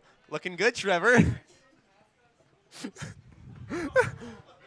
We're putting Trevor in the mascot suit before the mascot race, which I will be participating in. This is going to be fun. Yoshida takes inside a full count. And waiting on deck is Nick Hockmer. Yoshida trying to get on his second time in 3 plate appearances. 3-2, foul ball, and it stays right where we are. Good thing Rui Yoshida is taking his time at the plate. This might be the most comical thing I've seen from someone putting on a mascot suit. This is great. Full count to Rui Yoshida. He takes inside a leadoff walk for the Plainsmen here in inning number 3. And that'll bring Nick Hockmer up to hit. Hockmer singled and walked today. The lefty with the man on and nobody out. Today he has walked and singled, drove in 1 run. That was all back in the first inning. As the lefty readies for the first pitch from Eddie Montoya. Here it is. It's taken inside, goes to the backstop. Yoshida uses the legs, and on the wild pitch, he's down to second. So runner at second base, a 1-0 count. Still nobody out. On to the big lefty, Hockmer. He's getting ready. 1-0 count, nobody out. Montoya fires the 1-0 pitch, swing and a high fly ball, playable for the right fielder, Cannon Frost. Tagging is Yoshida. The center fielder makes the catch, and Kayla McClellan. Holding is Yoshida. There is 1 man out.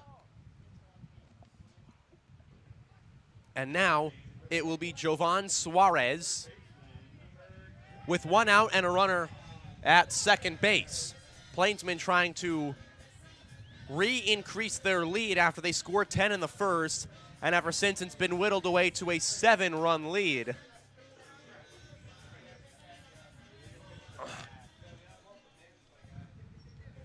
Oh, 1 count to Jovan Suarez. First pitch, he launches one to left field. Going down the foul line is Ian Baldwin into territory. Watches it drop. It's 0-1. A high hit by Jovan Suarez that twisted foul. So it's no balls and 1 strike. And oh boy, that fan felt real good on me right then. 0-1, 1 out. Suarez coming up to hit, with Rui Yoshida at second base. In a game that has been all Plainsmen on a day that is meant to be all fun, Intern Appreciation Day, where we all participate in all the games, have a good time, as Yoshida just kind of penguins his way into the second base bag after Montoya stepped off, an 0-1 count.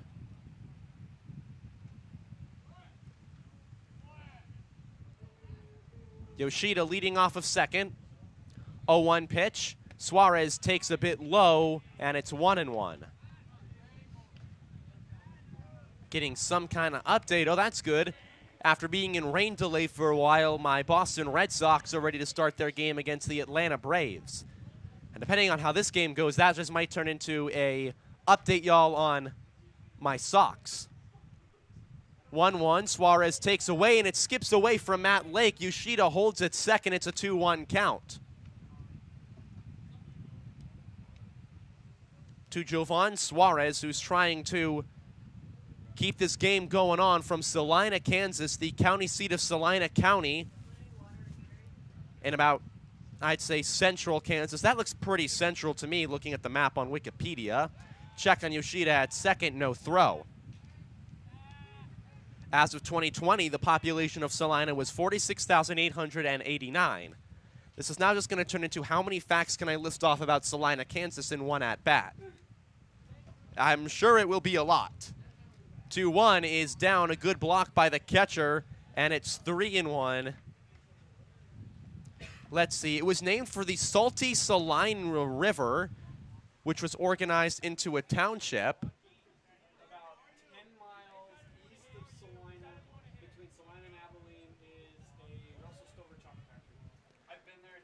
Apparently there's a chocolate factory about 10 miles somewhere around Salina. Between Salina and Abilene, that ball is ripped to left field. It'll drop in front of Ian Baldwin. Yoshida will hold up at third base. Runners at the corners with one out. Single through the left side by Jovan Suarez, his first hit today. And now it's time for Kenneth Suki. Suki has walked and has been plunked today as part of the Plainsmen' absolute domination of the Roughriders.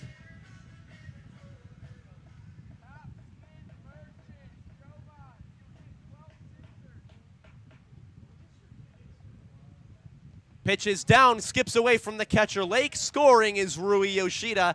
It's an 11-3 game, and sprinting to the dugout goes Rui Yoshida, who plays with all the energy that you want to see from someone in the game of baseball.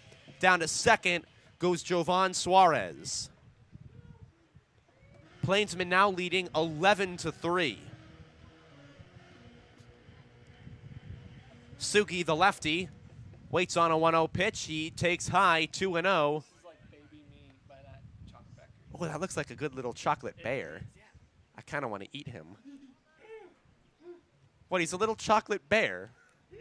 Chocolate bears are edible. It's not like Levi wanting to eat the Dawn dish soap duck. Foul ball, it's 2-1. That was a fun day. 2-1 count on to Kenneth Sugi. I guess I can no longer talk about Salina, Kansas, even though Suarez is at second base.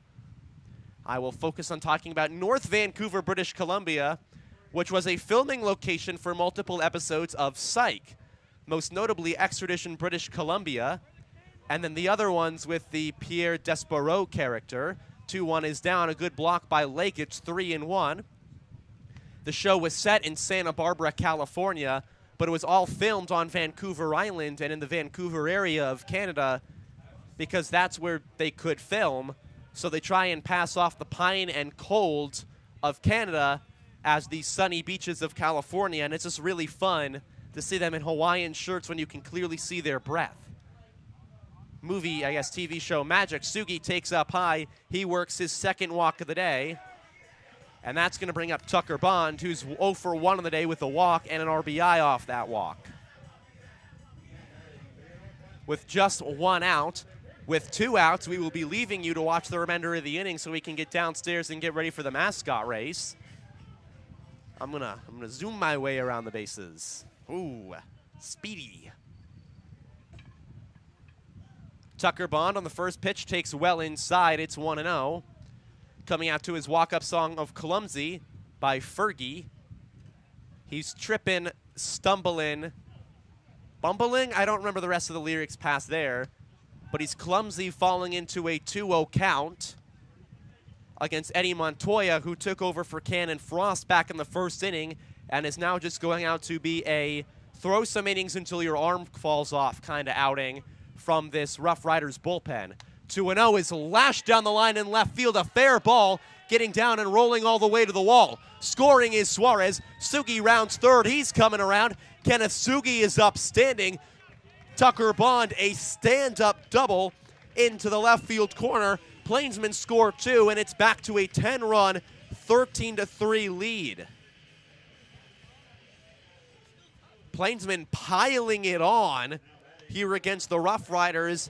They scored 10 in the top of the bottom of the first, now 3 in the bottom of the third, and now it's Carmelo Ortiz who has walked and retired the final out of the first inning on a 6-4 fielder's choice. Still hasn't gotten a hit since July 6th. There's a ground ball, July 7th, excuse me, and he's going to have to wait at least one more at-bat. 5-3 put out. There's out number 2. We're going to see you when we come back from the mascot race. For now, enjoy just the audio of the field. Number 20, Trey Rookie.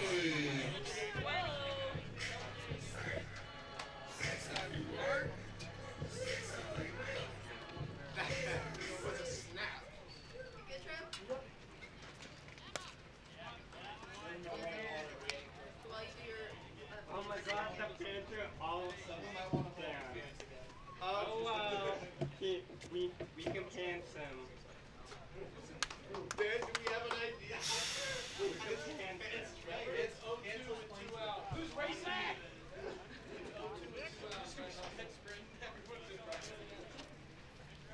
Oh, you coming with right now?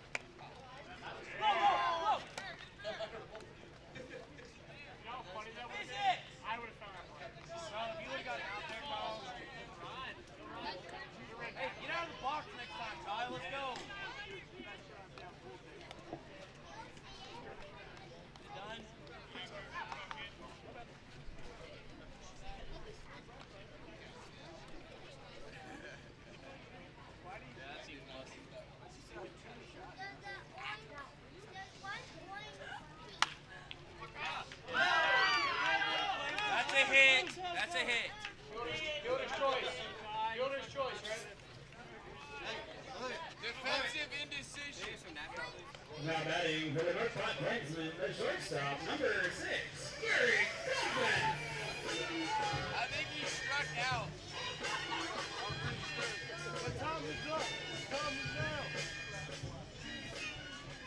This is amazing. This is amazing.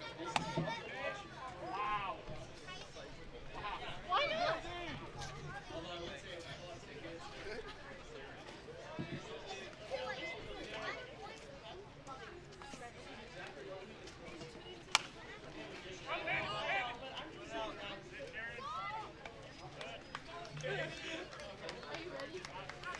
The Plainsmen score 5 runs on 4 hits, no errors, and leave 1 runner on base after 3 innings complete. It is the North Platte Plainsmen 15 and the Colorado Roughriders 3.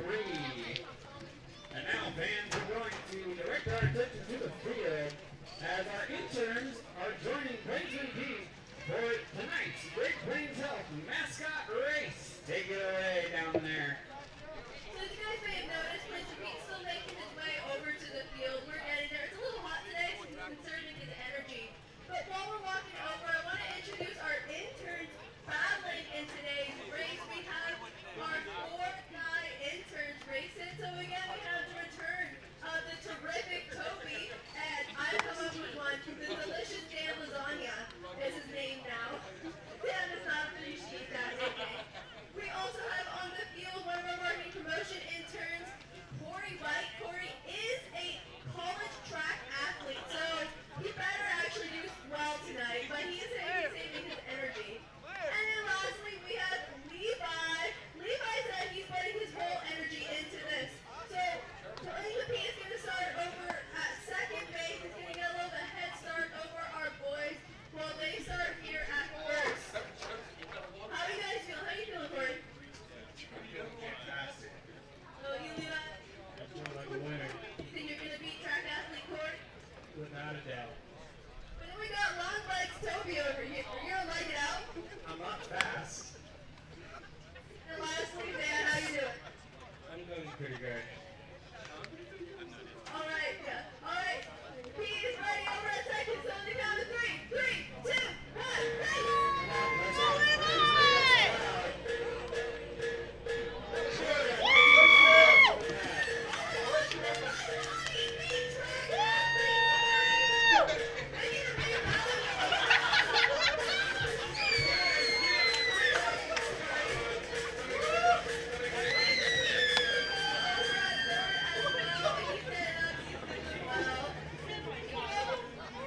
Plainsman Pete's going to begin the scene at Great Plains Health after that ball. Thank you to Great Plains Health. Your health is our mission.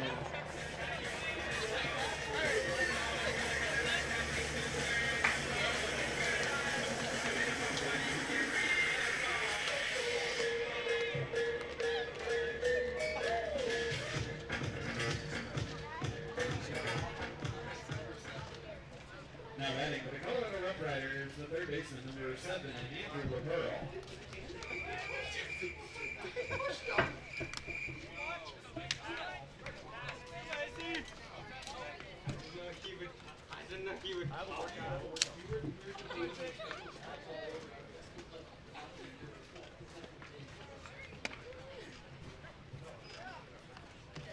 How did McConaughey get on? Single. Yeah. Number 3 single. And Goldbeck, he 5'3". Alright. Thank you. I love you. Now batting for the Colorado Roughriders is their fielder, number 2, Caleb McClellan. We are back from the mascot race. Dan completely toppled our scoreboard operator, Trevor. He says he lightly pushed him. Dan, you threw him to the ground. LaPearl strikes out against Comfort. Daniel, you cannot do that to Trevor. Plainsmen lead 15-3. Dan, you attacked him. Oh no, Trevor's dead. We lost him. Oh no, this is truly a sad day. Runge got an inside the park home run off a double and an error by the left fielder. How else? What happened? Let's see. After I left, Kyle McConaughey singled through the left side. Garrett Goldbeck popped out to third. And then Andrew LaPearl struck out a 1-2 1-out pitch. Swing and a miss. He got him. Tag on the runner. There are 2 outs.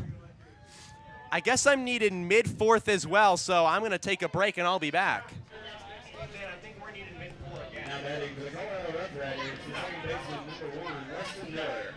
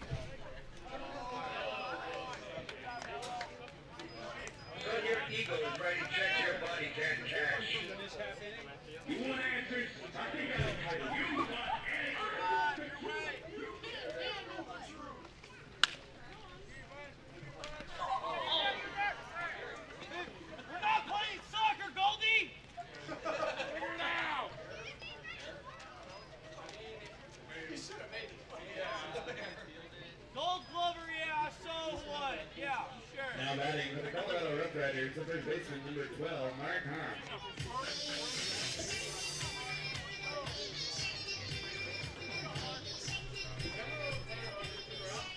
Let's go get the next one here.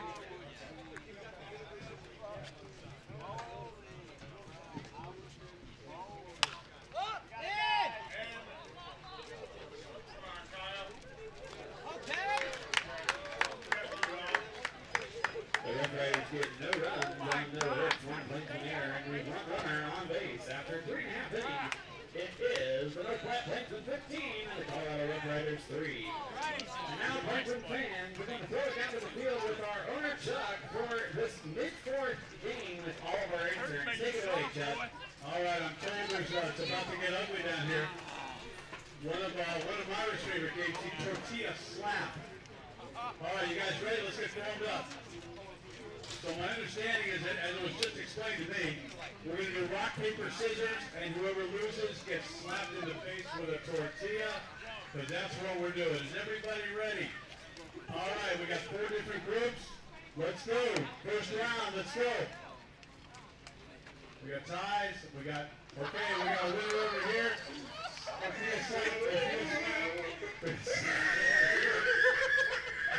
He just knocked a third water by the way. Corey. As you move, okay. Was that a slap? That's a slap. All right, how we doing? Is everybody still in this thing? Somebody's got to lose at some point, and we got to play the inning. Oh my gosh, flying tortillas everywhere. Sage. All right. Daniel, Toby, how we doing? Ties. Who's afraid to stop somebody with the tortilla? All right. Okay, guys, we got to roll. What are we doing? Everybody wins, everybody loses. The grand prize is you get to eat the tortillas as Jared Jones is proving. All right. Let's clean up our mess here and get out of here so we can play. Who's water? That one, I don't know what happened there, but I don't know. Somebody got slapped with tortillas. We're going to move on to the end. Give them a hand for getting out of here. Coming back to you. A lot of weird things happen in baseball games. That's probably the first I've seen tortillas on the field. Now batting for the Platte Plainsmen, but everybody here, number 2, Like the second hit. Yeah, I just.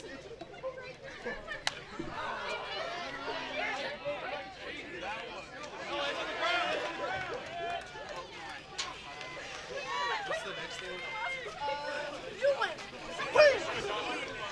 Now batting for the Platte Plainsmen, the left fielder, number 8, Fire. Y'all got beef or something?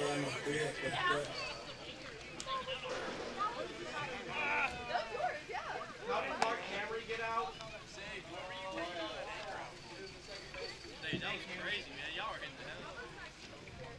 We are back after the tortilla smack game here in the inning.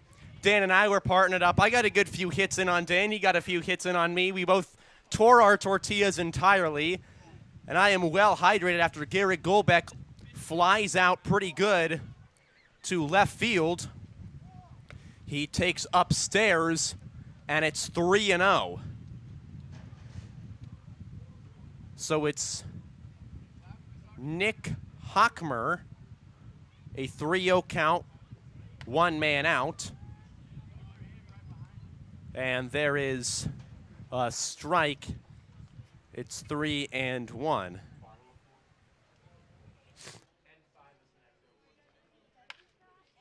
That ball is grounded onto first.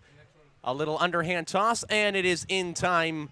3-1 put out for the second out here of the 4th inning.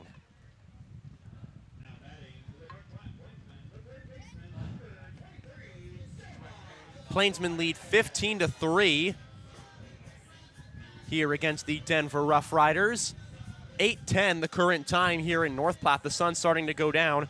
It is now time for me to transition to my actual glasses and not my sunglasses, which have been all useful until now. And now I can see just fine. Back in my normal glasses. Suarez takes it, ball 1. It is hot. That's all I gotta say. 1-0 pitch, 2 down. Suarez takes high, ball 2. I have not read off Corey's bio, who is the 4th inning intern mentioned, so I'll just do it now. Corey is a senior at Tiffin University in Ohio, pursuing a Bachelor of Business Administration in Sports Management. Corey is also on the cross-country and track and field teams at Tiffin as well. Corey is going to be a marketing and promotions intern for the Plainsmen this summer. Prior to being a student at Tiffin, Corey comes from Marshall, Texas, where he was born and raised. Corey's favorite baseball player is Edwin Diaz, and Corey's a big fan of Edwin's on-field showmanship and introductions. 3-0 to Suarez. Skies one high on the outfield. Losing into the sun is John Mallett, the shortstop. He's backed up by his left fielder. It drops. Suarez is halfway between first and second. He had a good thing, and he tries to do too much with it, and now we're in a rundown. Suarez running back to first base, but he will be tagged out, and the inning is over. Plainsmen get nothing across in the bottom of the 4th, so to the 5th inning we go. Plainsmen leading 15-3 on intern day.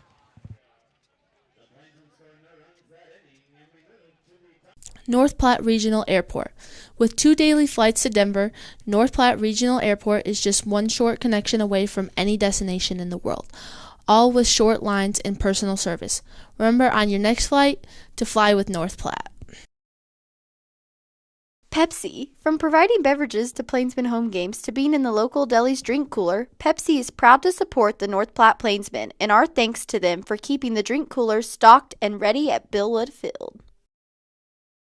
Get great seats, safer, simpler, and smarter with TicketSmarter. Choose great seats from over 125,000 live events, all backed with a TicketSmarter 100% ticket guarantee. Get your tickets smarter at TicketSmarter.com. Great Plains Foot and Ankle, providing quality health care since 1991. Great Plains Foot and Ankle is the perfect place to go for any foot pains. And with no referrals needed, it's as easy as ever to schedule an appointment with them today. North Platte Regional Airport. With 2 daily flights to Denver, North Platte Regional Airport is just 1 short connection away from any destination in the world, all with short lines and personal service. Remember on your next flight to fly with North Platte. Pepsi. From providing beverages to Plainsmen home games to being in the local deli's drink cooler, Pepsi is proud to support the North Platte Plainsmen, and our thanks to them for keeping the drink coolers stocked and ready at Billwood Field. Get great seats, safer, simpler, and smarter with TicketSmarter. Choose great seats from over 125,000 live events, all backed with a TicketSmarter 100% ticket guarantee. Get your tickets smarter at TicketSmarter.com. Great Plains Foot and Ankle, providing quality health care since 1991. Great Plains Foot and Ankle. 5th inning of baseball here on intern day between the Plainsmen and the Colorado Roughriders. Plainsmen playing well for us. Interns giving us a good send-off on the second-to-last home game. They lead 15-3 here against the Roughriders, and they will have up to hit Kenneth Sugi, when they come up to hit again, as it'll be Ian Baldwin, Matt Lake, and John Mallow against Anthony Comfort, who has been lights out. That ball is socked in the air to right center field. A dive, a tough play for McConaughey right off the end of his glove. That's going to be a leadoff double for Ian Baldwin, who just got into it and rode that ball all the way to right center field. Comfort's been pretty good today, and he's been doing all he needs to do with the kind of lead that his offense has given him, and that's just pitch. He's got a runner at second, nobody out, holding on to a 12-run lead.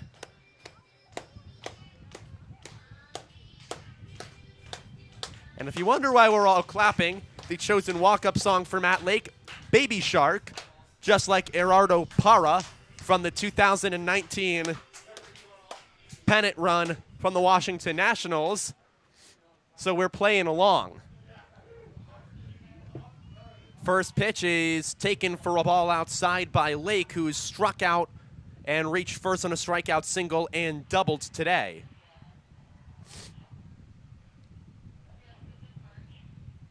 One-0 pitch, and there's a called strike to Lake, so it's 1-1. Looking in for the sign is Comfort. Is 1-1 pitch. Swing and a miss, and it's 1-2.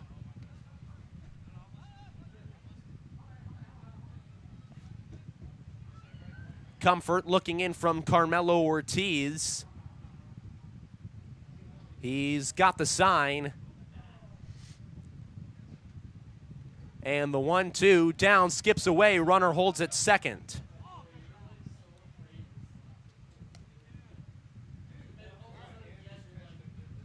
Two, nobody out.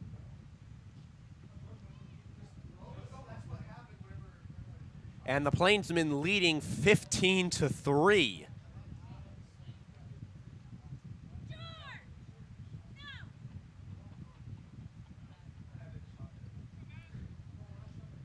Comfort looking in for Ortiz. 2-2, nobody out.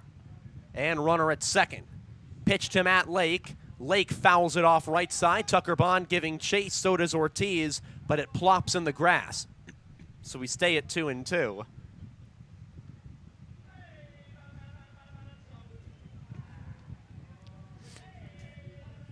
Plainsmen trying to hold on to their large lead. If they're able to hold on to it here, they could theoretically, after 7, run rule the Roughriders. 2-2, swinging a line drive in the air to right field, chasing back Kenneth Sugi. He makes the catch. Tagging up is Ian Baldwin. He goes down to third as the throw is cut off by Goldbeck. A sharp line out to right, down to third, and they're at third base, 1 out. Plainsmen still holding on to that 15-3 lead, and coming up is John Mallow. The K-man in today's game, as it'll be, he's 1 for 2 today. He steps out, now comes back in. It's now 5th inning time, and time for our next intern bio to be read. It's time for Faith, another one of our baseball operations interns. First pitch to the lefty is called a strike upstairs. It's 0-1. Faith is from Denver, Colorado originally, and is in her senior year, just finished it up with this internship at Texas A&M University at Corpus Christi.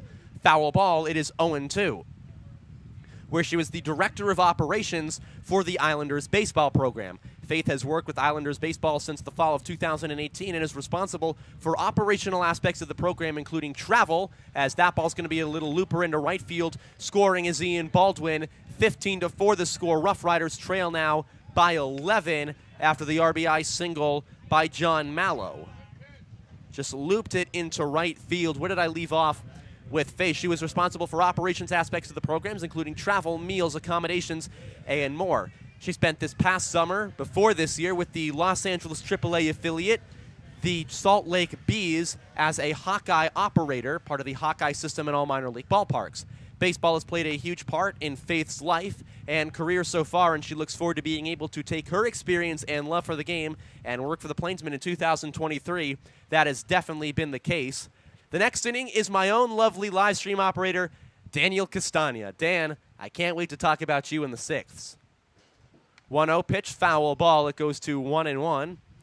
The docket after Dan will be Olivia Dietz of Marketing and Promotions, then Nicole Kerr of Marketing and Promotions, and then finally we'll round out with Tobias Zabori, the play-by-play broadcaster, who is also me. Fun coincidence. 1-1 is down, skips off of Ortiz. Wild pitch moves Mallow to second. So a runner in scoring position with 1 out.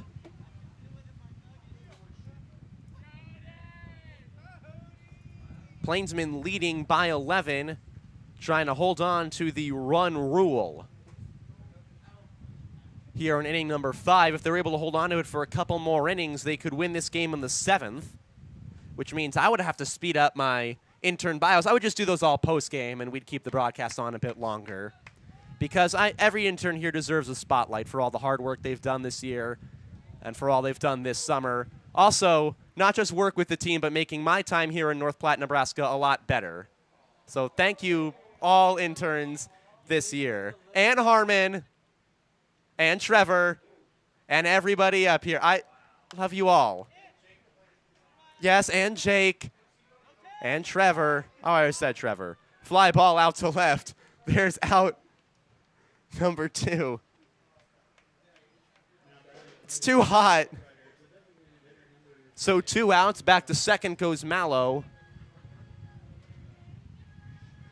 And the Plainsmen leading 15-4.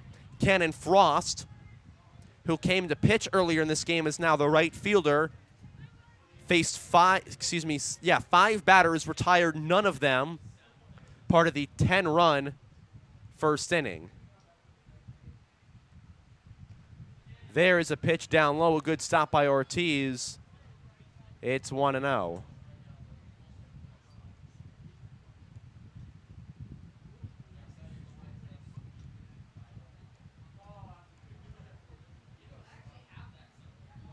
Oh, that fan feels good. 1-0 count. That is a bit outside. It's 2-0, 2 outs. Due up next would be the 9-hitter Andrew LaPearl for the Roughriders. Oh, it's a 1-1 count. Thank you, Dan. You caught that. I did not. Pitches down, and either way, that'll either be 2 balls or 3 balls. I think it's a 3-0 count. We'll wait to see what the home plate umpire says. Yep, 3 balls, no strikes, according to Jason Seitz.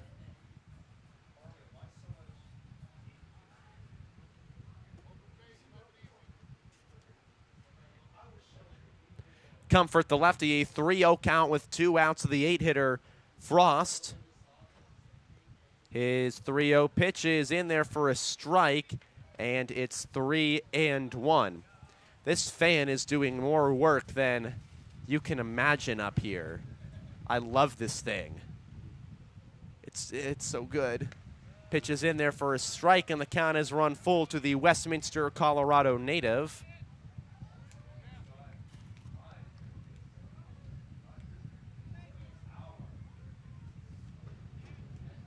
Here's the payoff pitch, swing and a miss on a ball that was fouled off, so it stays at 3-2, excuse me. Just caught a piece of it. Jared Jones catches the foul ball by the right of the Plainsman home dugout third base side and throws it back to Comfort.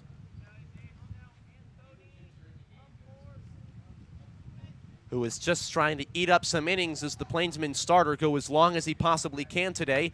Full count pitch is lined to right field. Sugi is back on it, battles the sun, and makes the catch for the 3rd out of this inning.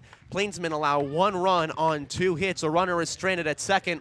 It'll be 15-4 heading to the bottom half of inning number 5. Nebraska Land Bank. Nebraska Land provides big bank services with the benefits of local establishments.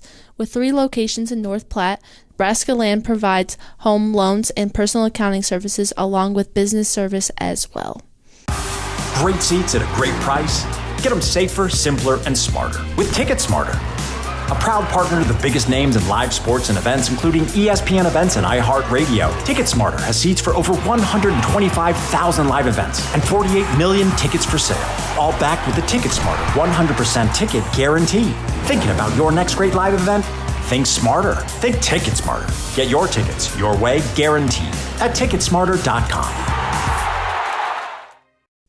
Clear, focused eye care with comprehensive optometry service ranging from exams, corrective lenses, and treatments for dry eye. Clear Focus is your one-stop shop for any visual needs you have. Check them out at clearfocuseyecare.com. Nebraska Land Bank. Nebraska Land provides big bank services with the benefits of local establishments.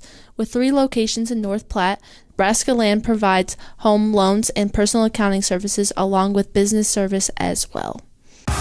Great seats at a great price? Get them safer, simpler, and smarter with Ticket Smarter. A proud partner to the biggest names in live sports and events, including ESPN events and iHeart Radio. Ticket Smarter has seats for over 125,000 live events and 48 million tickets for sale.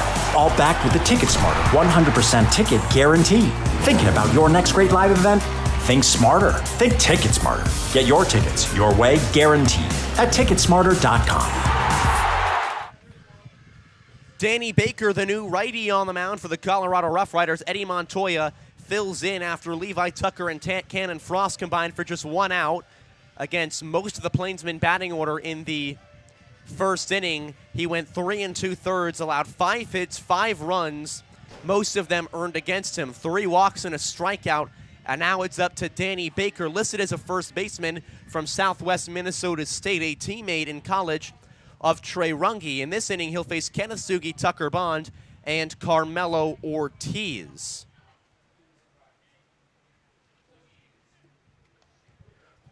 Sugi today has not had an official at-bat. He has walked twice and been hit by a pitch. 2 of those plate appearances came in the first inning. As Baker, the first year from Longmont, Colorado, will climb the mound.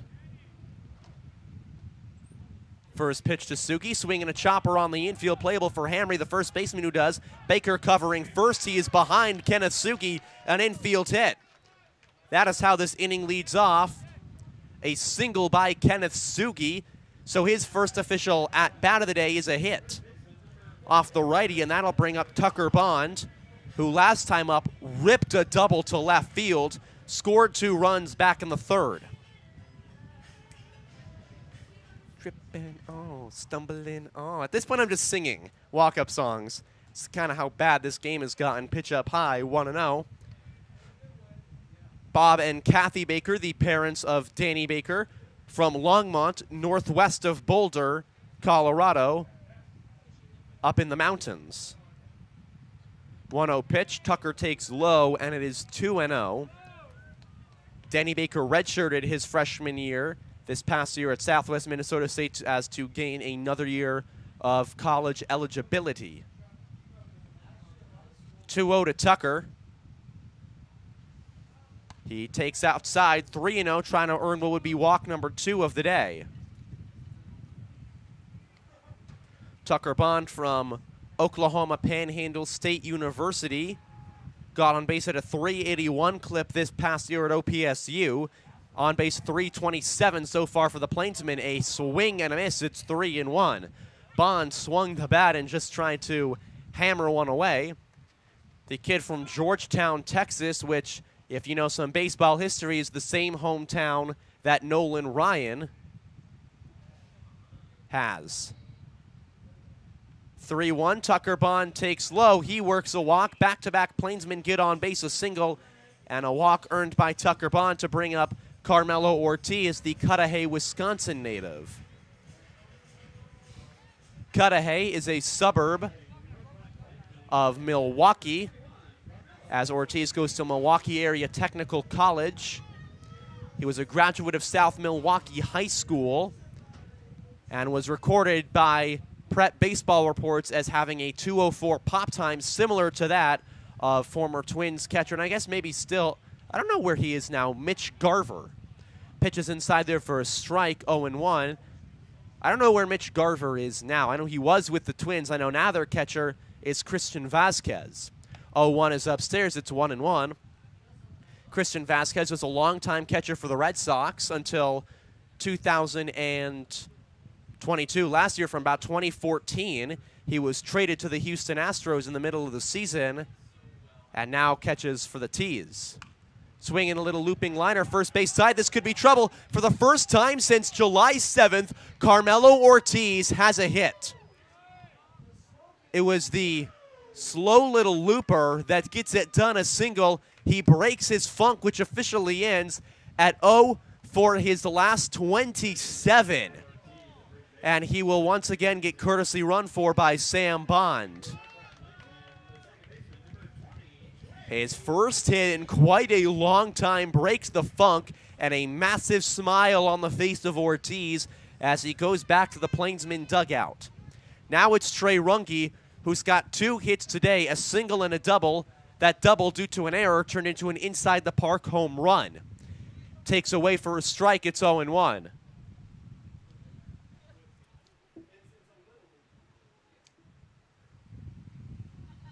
Runge waiting on the 0-1 count. He swings and fouls it off. It's 0-2. Today has been just his second multi-hit day of his Plainsman season. He had one when the Plainsmen played the Liberal BJs in Liberal on July 5th. He's 2 for 2 with the walk, a single and a double, a triple, and an actual home run shy of the cycle.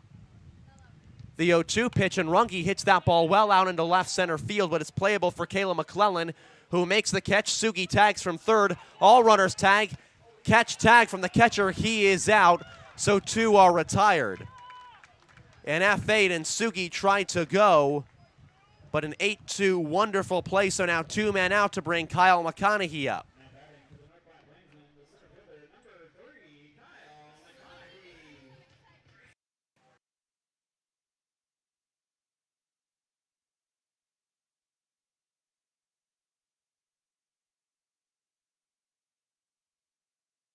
We'll be back, I guess, because I think we have water balloon toss coming up. Yeah, Dan, it's muted.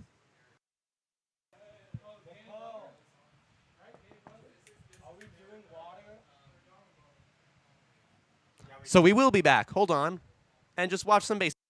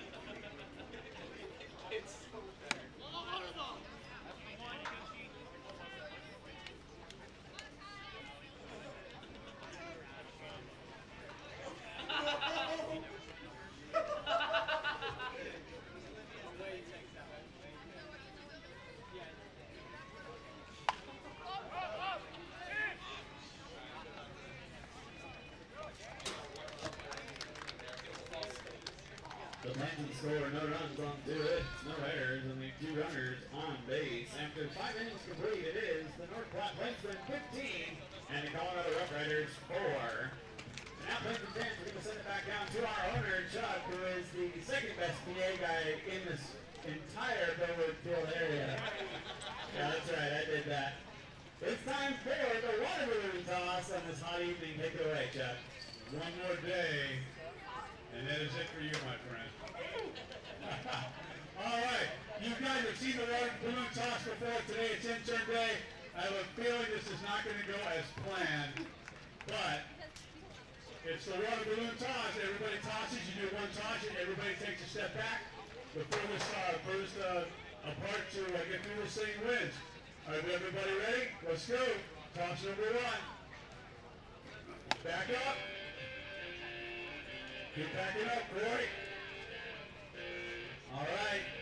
Everybody's still in it. Oh, yeah! No, oh, my goodness.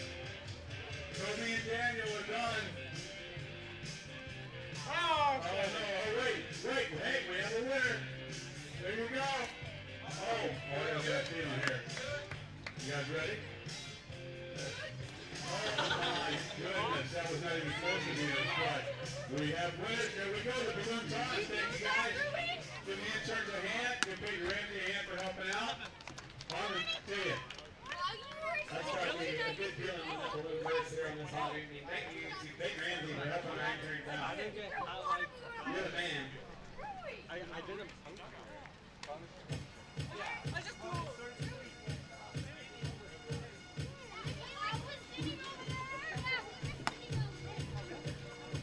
Last guy got out of a pop out for second base. Look at that.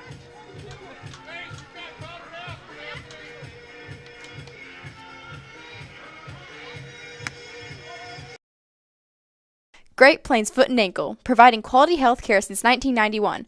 Great Plains Foot and Ankle is the perfect place to go for any foot pains. And with no referrals needed, it's as easy as ever to schedule an appointment with them today. Maple Park Dental Associates has the best quality dental care and the friendliest staff with top-notch dentists in 3 locations. Andrew LaPearl to lead it off here in the bottom half in the top of inning number 6 against the Plainsmen with the Roughriders trailing by 11. He takes a ball outside.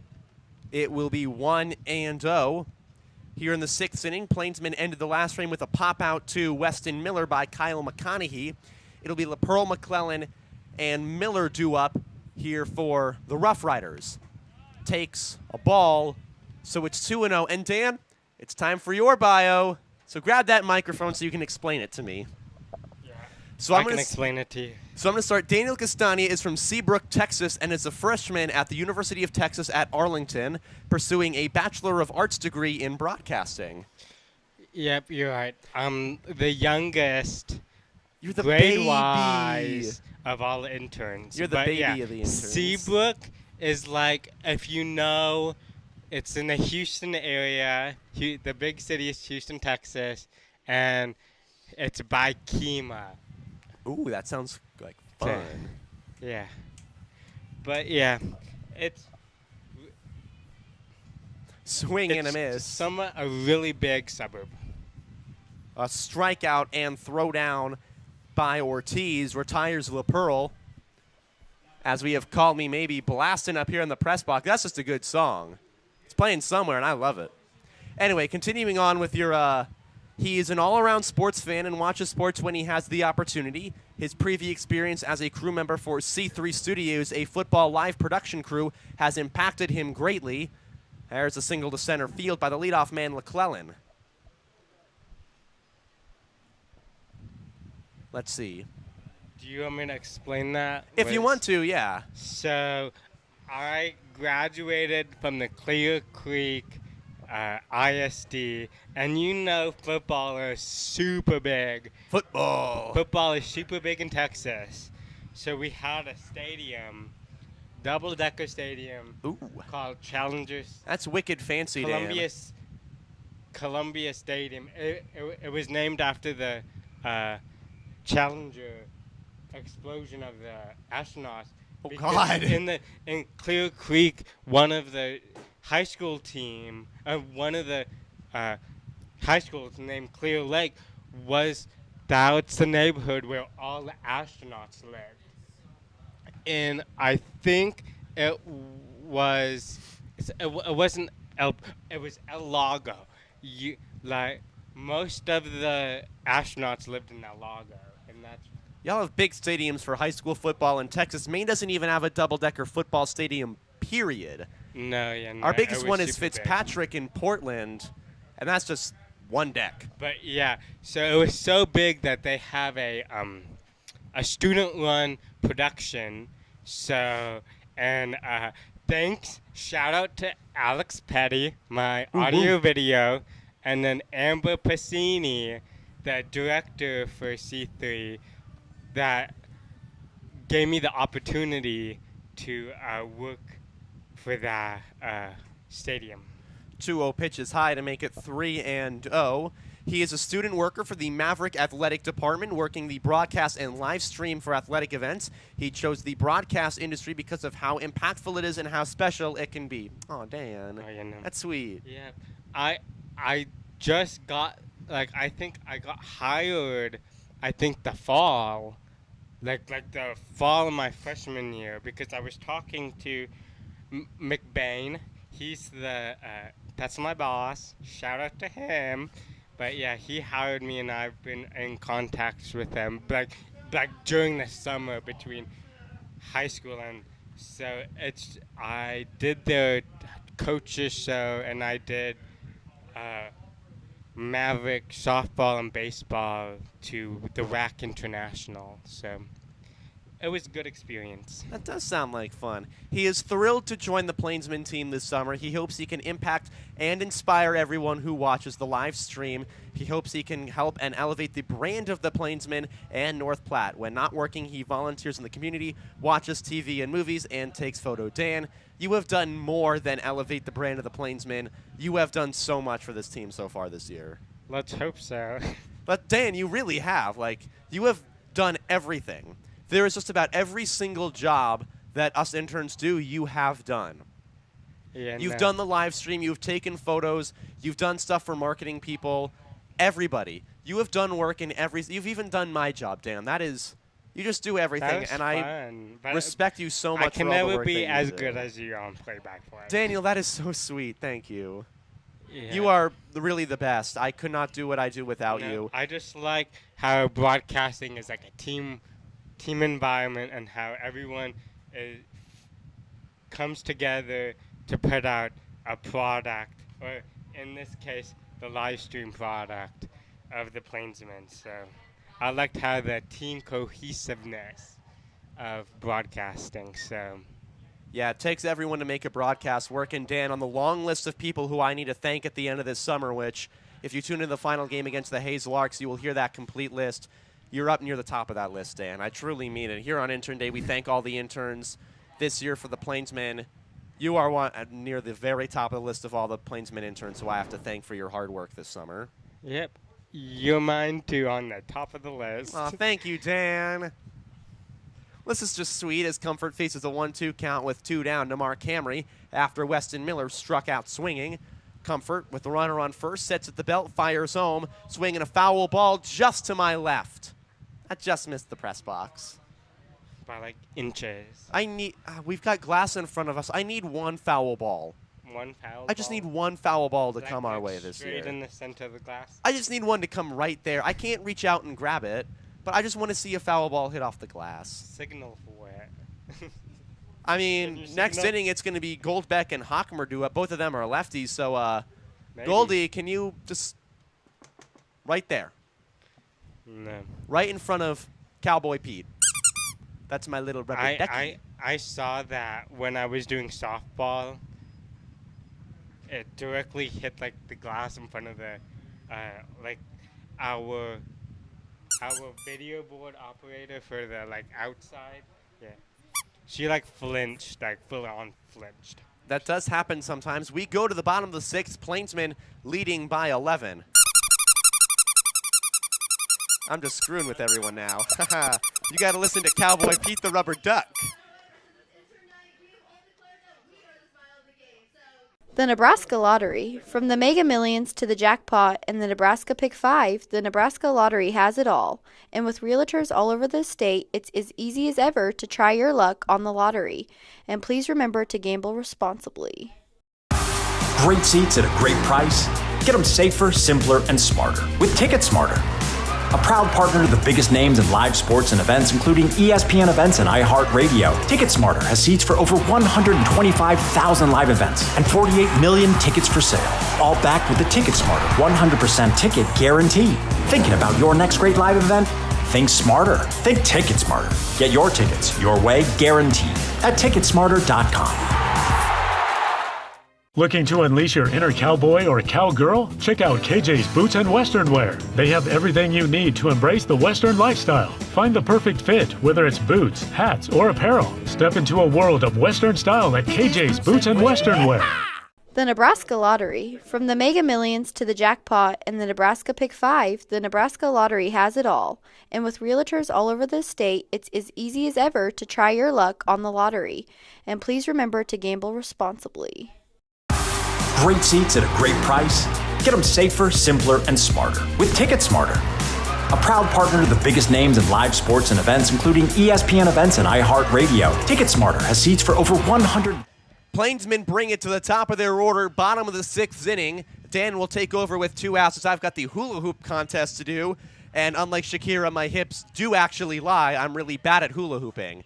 Golbeck takes outside, ball 1. He's walked twice today, and he's 0 for 2 every other time he's come up. As we continue our intern highlight here on intern day, pitches outside, a 2-0 count. All the in-game contests are done by us interns, and at the end of the 7th inning, we will be doing the Dizzy Bat race. Now, I will not be participating, but the plan is everyone who is 21 and over will do the shotgun portion. I will just hold the bat and give encouragement, as is the chopper on the right side, fielded by the first baseman. Close play at the bag. Golbeck is safe. He gets his first hit of the ball game.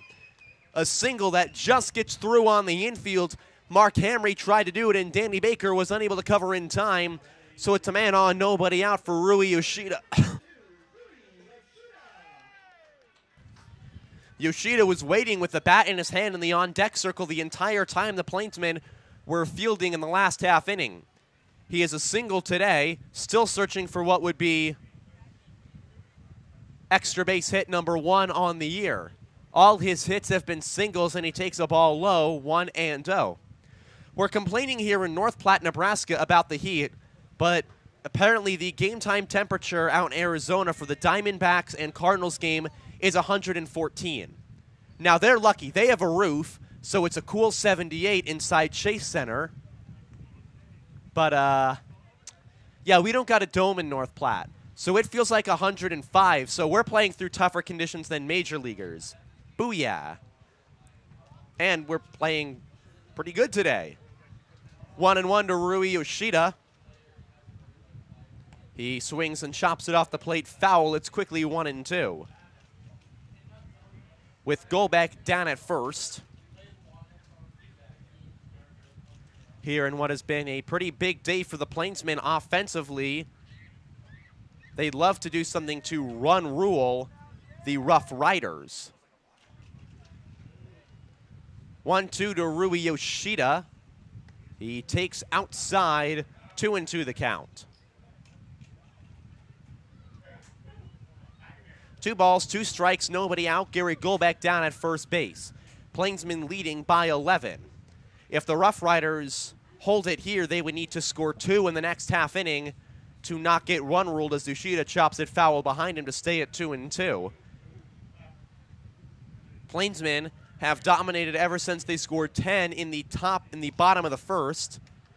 I guess I'm already ready for our final trip of the season, which will be 3 to Hayes after the Plainsmen round out this homestand with 1 tomorrow against the Roughriders. They will be looking for series win number 1 in the rubber match. 2-2 home to Yoshida, swinging a line drive hit to center field. It's going to be playable. No, it drops in front of Caleb McClellan. He plays it on the ground. So back-to-back singles by the Plainsmen. They have 2 on, nobody out, and 2 up is Nick Hockmer.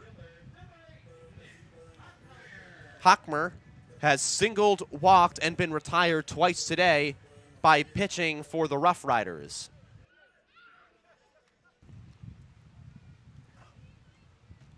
Lefty, righty matchup.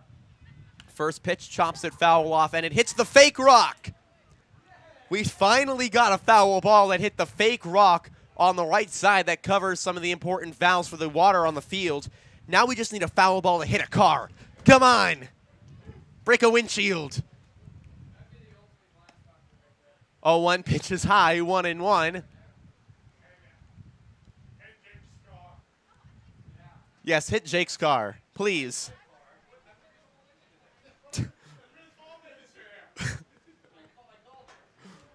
1-1 to Hockmer, swinging a ground ball on the infield. Going to be a tough play on a second for 1, on to first, and not in time to turn 2.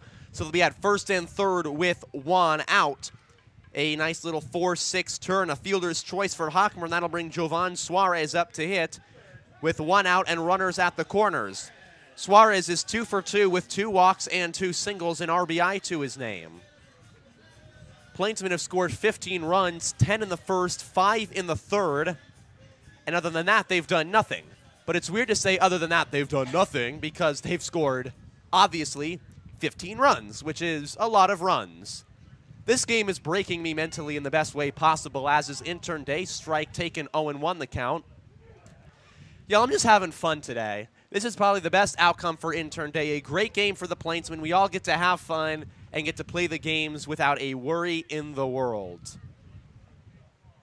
Coming set is Danny Baker. We'll see if he can bake up a nice double play. 0-1, swing and a miss, and it's 0-2. If he gets a strikeout here, I have to run downstairs, and Dan will be your new broadcaster. Bet he's ready to take over. At least have some fun doing so. That's what the whole point of today is, have fun. As it's a mix of Tropical Tuesday and intern day. Tomorrow is just Western Wednesday. Yeehaw. 0-2 is roped right into the glove. They're going to have one. I got to get down there.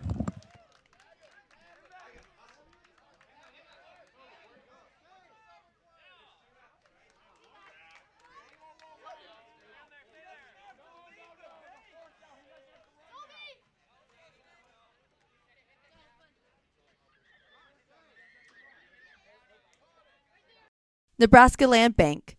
Nebraska Land provides big bank services with the benefits of a local establishment. With 3 locations in North Platte, Nebraska Land provides home loans and personal accounting services along with business service as well. At Mid-Plains Community College, we look to the future of students and their success, the future of the workforce and our community. We don't believe in waiting for opportunity. We create opportunity through a hands-on learning experience with instructors that provide one-on-one knowledge, skills, and training. Because whether you're on your way to a 4-year college or university or starting a new career, the future is you. Transform your future at Mid-Plains Community College. Scottsbluff County Visitors Bureau.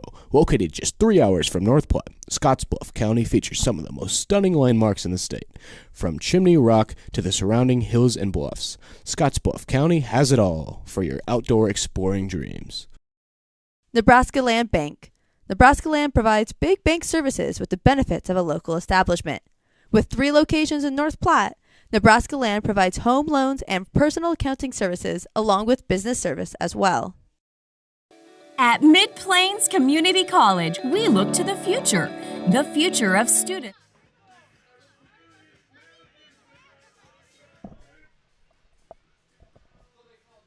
So, it's me, Daniel. I think the Cougars thought it was a double play, but the 2 umpires were talking during the break, and they said that both McConaughey and Goldback were safe on 1, 2, 3, and as I am joined with baseball operations, Levi. It's been pretty good. That was a confusing play.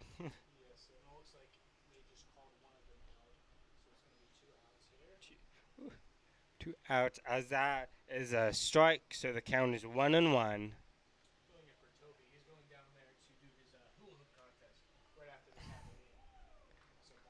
He might be coming up. So he might be coming up.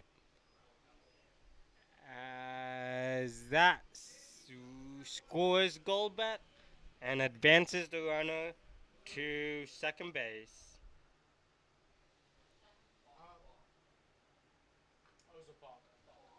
Bach? What is it? He messed up his Oh, like when his. Okay. That. I did not see that, but that is the call. So each runner advances. As that pitch is in, and it's a ball, so it's 2-2 even. With 2 outs, so it's all even. Ooh. Sugi had to turn away as it barely passes his elbow.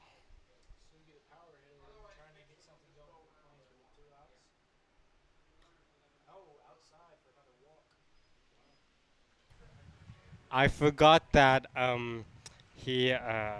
Toby, when he left, muted the headsets. So hey everybody, so, you know, this is to Levi filling in for reinstate- Toby yeah. for this half of the inning, Yep.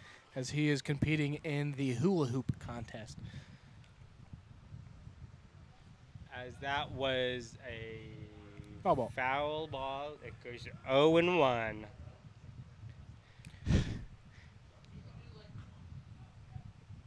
That's a pop-up for third base, and they get that out at first base.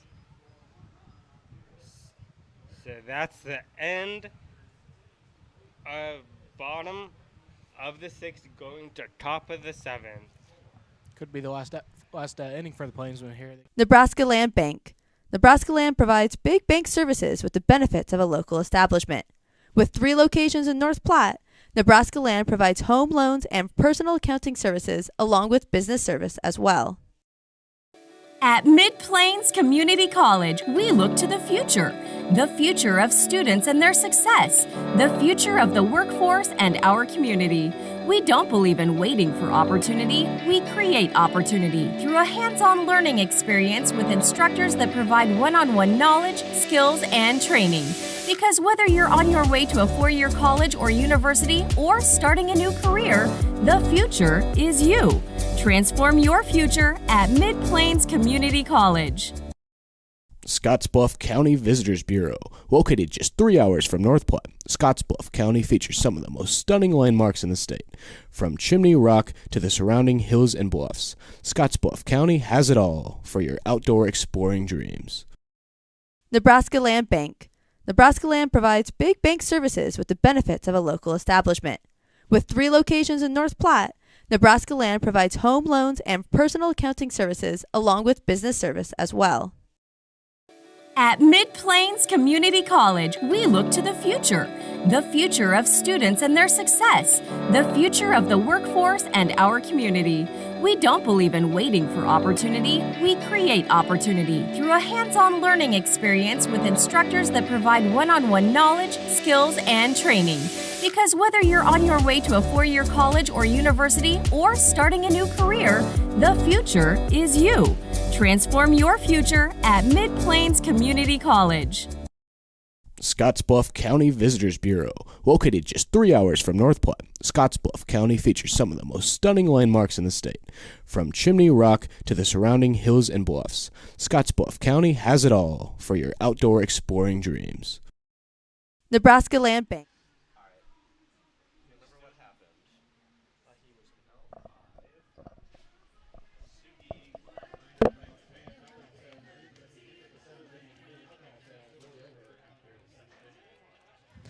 We are back, top of the 7th inning after Plainsmen played a run in the bottom of the 6th off of the balk committed by the pitcher Danny Baker. Michael Hanna, the righty, out to finish this game. Oh, Levi, thanks for putting Hanna in my book. You're a sweet kid. You know, he told me that it was a box. I was saying, because balk is not the most common call in baseball. Hanna, the righty, comes out of the bullpen in relief of Comfort, who works 6 innings. He allows 9 hits against him, 4 runs, a couple of walks, and a couple of strikeouts to his name as we're on the top of the 6th. And now it's time to go over Olivia's bio on the website, but not before Hanna's first pitch is a ball inside, 1-0. If the Roughriders can't score here, the game will be over. Don't worry, we'll still do intern Dizzy Bat, and we will broadcast that, but it just won't be for any game purposes. Because we want to play Dizzy Bat. That is always fun.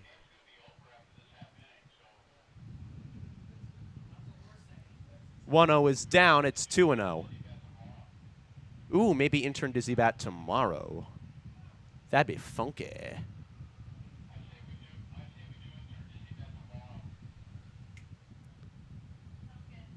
So the plan is now turned to be intern Dizzy Bat tomorrow unless 4 runs score here in the top of the 7th inning for the Roughriders.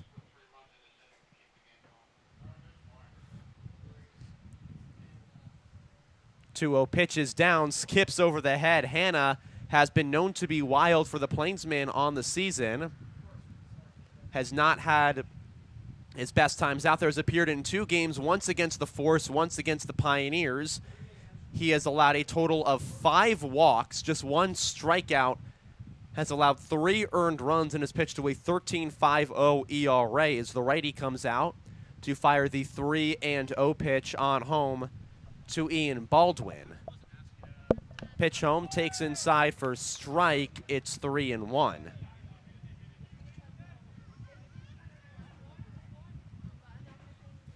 Here on intern night, what could end up being a short night, and if so, we'll just run through all the bios and get through our thank yous. 3-1 is high, ball 4, Baldwin a leadoff walk. So some runs needed to score. Plainsmen leading 16-4, but if 3 runs come across here, we will play some more baseball.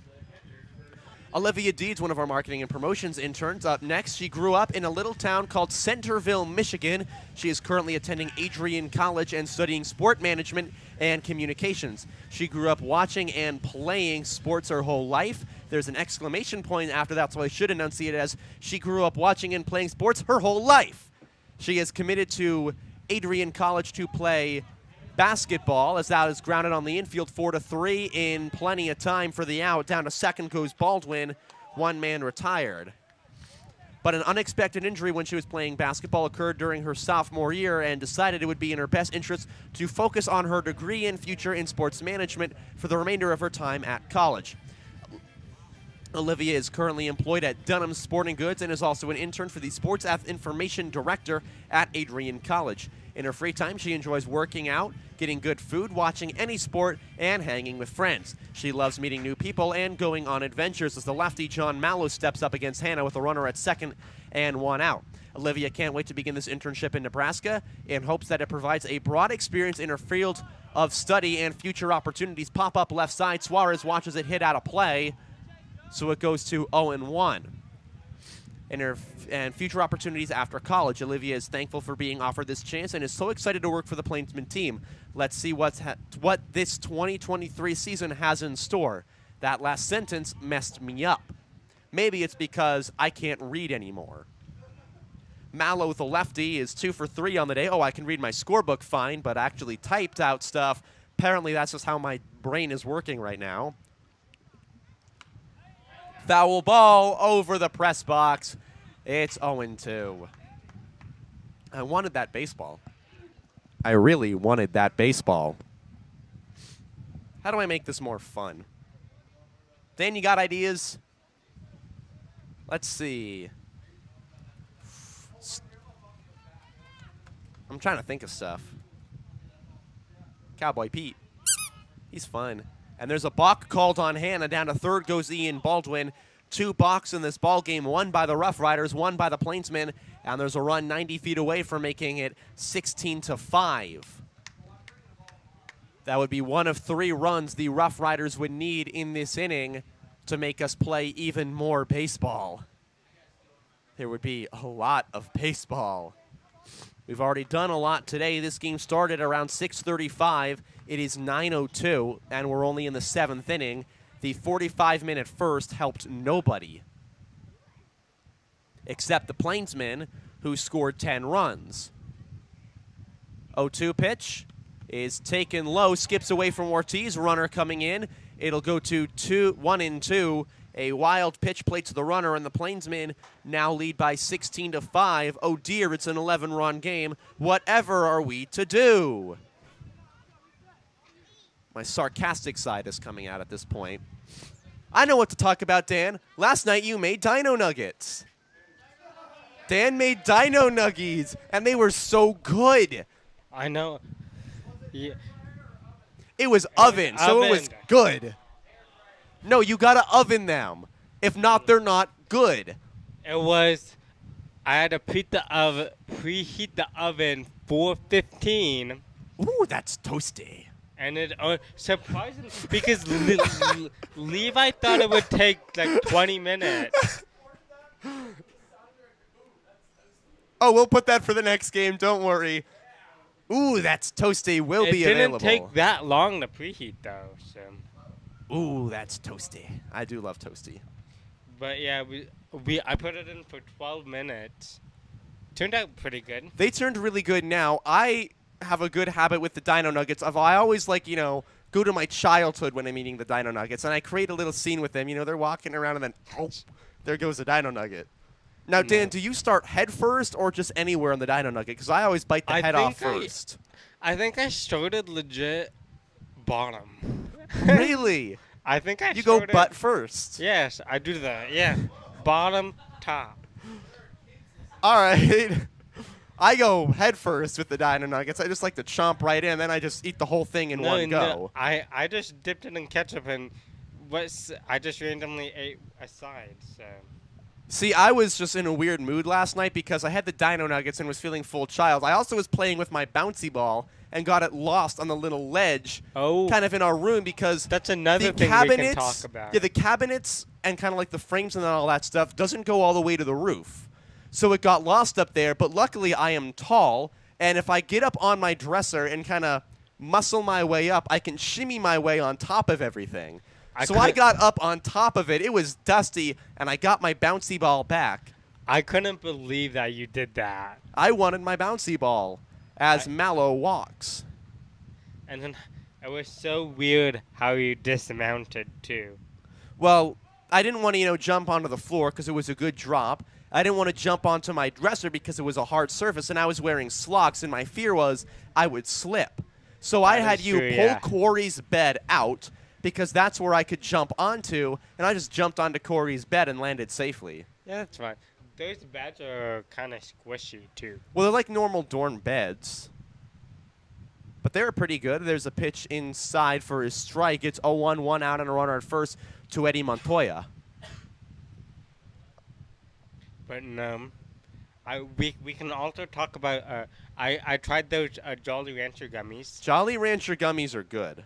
And runner breaks for second. Throw is down. Ortiz no throw. John Mallow has stolen second base. His first steal of the day.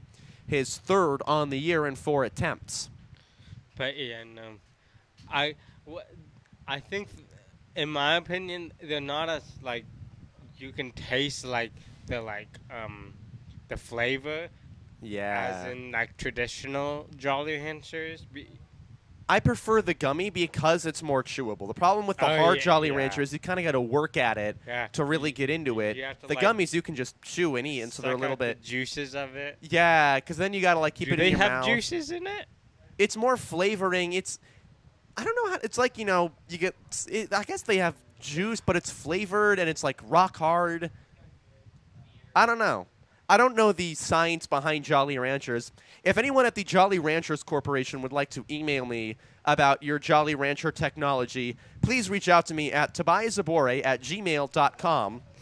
That is TOBIAHZBORAY@gmail.com. You just put your email into the world now. Just saying. With the 47 people that are watching. Hi, 47 people watching. If you email me, please email me with Jolly Rancher facts. No. I'm a child. I'm having fun today. That reminded me of Starburst, like the commercial Starburst. Ooh, unexplainably juicy. Yeah, have you seen those commercials? Yeah, where it's like they have the little plane and they're shooting the juices into the Starburst with the volcano and the secret lab. That's so I have cool. seen those Starburst commercials. They're kind of fun. Cool. I love Starburst. 3-1 pitch on home to Eddie Montoya. Fouls it back, and it's a full count. Runner at second. 1 man out. Plainsmen leading. If 2 more runs score in this inning, we will play more baseball. If less than 2 runs score, this game will be over, and intern Dizzy Bat will have to wait until tomorrow. Let's hope not. I kind of want to do intern Dizzy Bat tomorrow. Dan, you and I are just holding the bats. And there is going to be a walk, so 2 on with 1 out. And Michael Hanna, the run that would continue this game, is at first base with Cannon Frost coming up to hit. And Jared Jones is out to talk to Hanna, his righty. Yeah, it looked like Hanna has been not finding that strike zone. That's been his big struggle throughout the season. He had that problem against the Pioneers in the first game of that weekend series last weekend. He also did that against the Fort Collins Force last Wednesday. Dan, I want your opinion on the Barbie movie because I thought it was really powerful. It was a really powerful movie. Like the message in it was really good and it was really well made, but it was also fun and good to watch. Yeah, I was actually surprised. I was shocked that there was so much social commentary in a movie about Barbie. Yeah, I was just so like impressed at how you could turn like something like Barbie into a meaningful message. Yeah, like an actual, like it turned into a real social commentary about our society and patriarchy. Yeah. And it was really good. Yeah, it just surprised me, and kudos to like those writers to finding that idea. Yes, we here with the North Platte Plainsmen stand with the writers.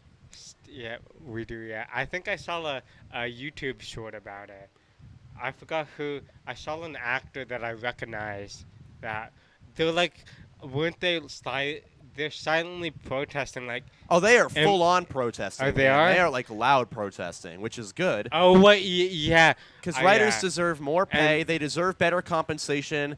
They are working more than anyone else in Hollywood, and they're not getting compensated like it. Yeah, so pay your writers, studios. They're the brains of the.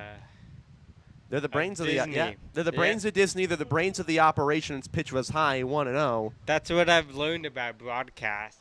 There's always the reporters and actors. It's just that the producers and researchers just feed them information, and they do teleprompter stuff.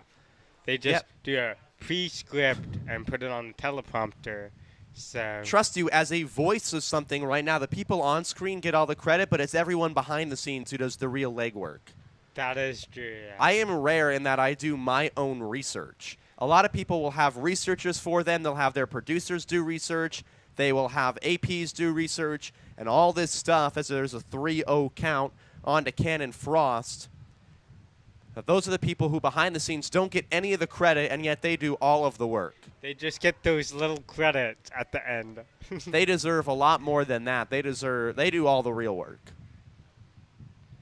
Yep, that is true. As a 3-0 count with 2 on, 1 man out. Plainsmen needing to not allow 2 runs if they want to end this ball game right here in the last of the 7th. Pitches down, ball 4, bases loaded with 1 out. And the run that would keep this game going is waiting down at second base with the 9-hole hitter, Andrew LaPearl, coming up. But I will say my one gripe with the Barbie movie, there was a distinct lack of the Barbie Girl song by Aqua, the pop hit of the 1990s. That is true, yeah. They only played it at the end credits. At the very end credits, and that song is a classic. I mean, everyone knows I'm a Barbie girl in a Barbie world. Like, that's just a good song by Aqua, who had many pop hits in the era, along with Dr. Jones. I don't know how I know so much about Aqua. I guess I went down a rabbit hole one day, and here I am. I was just impressed about the actors that were on it. The actors, Ryan Gosling, Greta Thompson. Yeah. Who was Barbie? That was Greta. Greta? Yeah. But yeah. And then I recognized the other Ken from, he was Alan, or one of the other many Kens? The one that, I think he starred in like some Marvel movies too. Oh yeah, I guess he did. The Shang-Chi, the one that's in China. See, I never saw that one. But now, the one I did recognize as well, beyond obviously the big names, was Michael Cera as Alan, because Michael Cera played George Michael on the show Arrested Development, which is one of the best shows in television. And if you know the character George Michael or the show Arrested Development, him playing the weird outcast of Alan is kind of really good and in line with George Michael's character, who was the outcast of the Bluth family, mainly because, well, they were all weirdos, but he was just, I don't know, he was on his own. He was kind of the most normal Bluth. It was him and his dad who were the most normal ones, but then everyone else was just weird. You had the banana stand, which George Michael worked at in the show, Tutu. with 1 out, runners at every single base. Bluth Frozen Banana. Dan, I would highly recommend you watch Arrested Development on Netflix. The running jokes in that show are the best. They will tie a joke in from season 1 through to season 3, and you don't realize it until the very end. See, Jake gets it. You can give me recommendations, and I can download them. Popped left side and out of play, so we stay going here, a 2-2 count. Yeah, you can recommend me shows, and I can download them. Dan, I got a lot. I can watch them on the bus, the 4-hour trip to Hayes. The bus to Hayes. Dan and I going to Hayes, Kansas on Friday through the weekend as the Plainsmen playing their final series of the 2023 season against the Hayes Larks. And then after that, Dan, we're done. It's going to be a sober final Sunday. It's going to be sad. It will be. This team has been our life since May. For me, since early May when I started working on a large document, a strikeout by Hannah. There is out number 2. I don't think I've talked about the 90-page bio sheet document that I have. Wait. My mom just texted me. It was Margaret Robbie. Margaret Robbie. I thought it was someone named Greta. I don't know. Maybe she played one. I think she played one of the other characters. No, Margot. Margot Robbie. That I got it confused with the Greta somewhere. I don't know how I did that. That's just my brain that has been working too long. Really good. Margot Robbie was fantastic in the Barbie movie, and she did a great job of actually portraying what she needed to portray. Yeah, and the only other movie that I know from Ryan Gosling was La La Land. I think. Wait, did both of them? Were they both in La La Land? I don't know. I never saw La La Land. I'm looking it up. Pitches high, ball 1.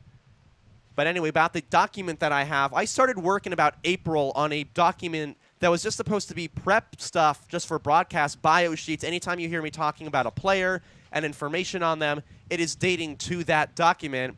I thought it was going to be a small thing. It is 90 pages. I've got full bios on every single player on the Plainsmen and every team we have played so far, information about their hometowns, their colleges, their numbers. I have information about the teams. This has taken me months to finish, and it is not even close to done as I am inputting stuff daily into this document. It has been a labor of love. Yeah. Dan, I see you've got La La Land stuff pulled up. I was mistaken. It was Ryan Gosling and Emma Stone. Emma Stone. Pitches high, ball 3, 3-0, 2 outs, runners at every single base. If the walk comes here, the magic number for the Roughriders to extend this game reduces to 1. But, the Barbie movie was unexpected. It was very good, and I'm very happy we watched it opening night. 3-0 pitch is high, and the magic number for the Roughriders down to 1. Hannah, a walk, scores a run. And now the 8th hitter to come up in this inning for the Roughriders will be Weston Miller.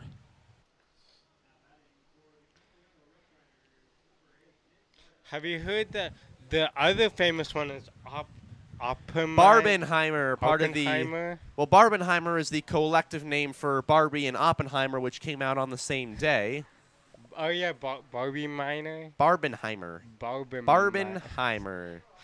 I have not seen Oppenheimer. It's too long for me to actually go to a theater for. Swing and a miss. I heard it's it's super gruesome. It looks super gruesome. I'd imagine so, Dan. It's about the building of the first atomic weapon. Ooh. Do you not know who? Yeah, it's about Robert Oppenheimer, the man who fathered the Manhattan Project. I do remember that from my history class. Yeah. Who was my teacher? I know. Oh, she was an interesting. She had a bachelor degree in aerospace. Ooh. And her PhD and master's in history, and she talked about how. She worked on she used to work for Boeing and created those famous airplanes. That is very cool. It's now down 2-1 the count with the bases loaded and 2 outs. If one more run scores, we'll play another inning of baseball. At least one more half inning. The Plainsmen would need to extend the lead back to at least 10. But we'll see what happens here. But yeah, no. Hannah with the 2-1, bases full of Roughriders as they have plated 2 against him so far. 2-1 pitch is down in the dirt. 3-1, skips away from Ortiz, but it's up the line where no one can advance. And now one more ball would extend this game at least another half inning. We might get to do intern. We Dizzy might get to Bat. do intern Dizzy Bat today. Wouldn't that be exciting, everyone? No. I'm trying talking pretty It's just close to the microphone. Save my voice and also try some. I don't like that. That's weird. I'm not doing that anymore. That's not. No, I don't like that. 3-1 is taken high, ball 4, and this game will continue. A walk by Hannah drives in a run. Everybody on, an intern Dizzy Bat is back on.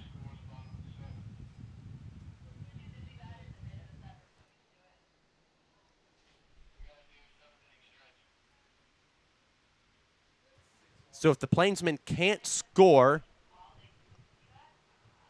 in the net, we're figuring everything out right now. Yeah. They're debating 7-inning stretch, and while that's going on, to do Dizzy Bat. Pitches to the backstop. It'll score the runner from third. Everybody advances the base. That was weird. That was weird. It was like a wild pitch, wasn't it? So another run comes in. It'll be 16-8, and that should be the day for Michael Hanna. Jared Jones is out. Everyone's coming out. The dugout empty, so Hanna's day is done. Another rough outing for him. We will go to break. When we come back, the new arm out of the bullpen for the Plainsmen.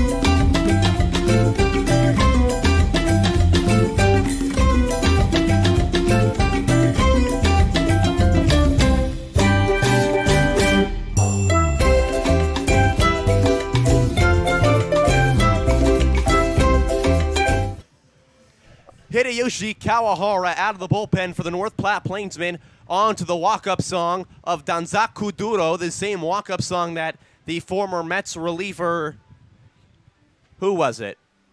Oh, God, I had it in my mind. Was it was it Urea's Familia? Anyway, it'll come back to my mind. It was Urea's Familia used for many times. So the bases, runners at second and third with 2 outs. And coming up is Mark Hamry.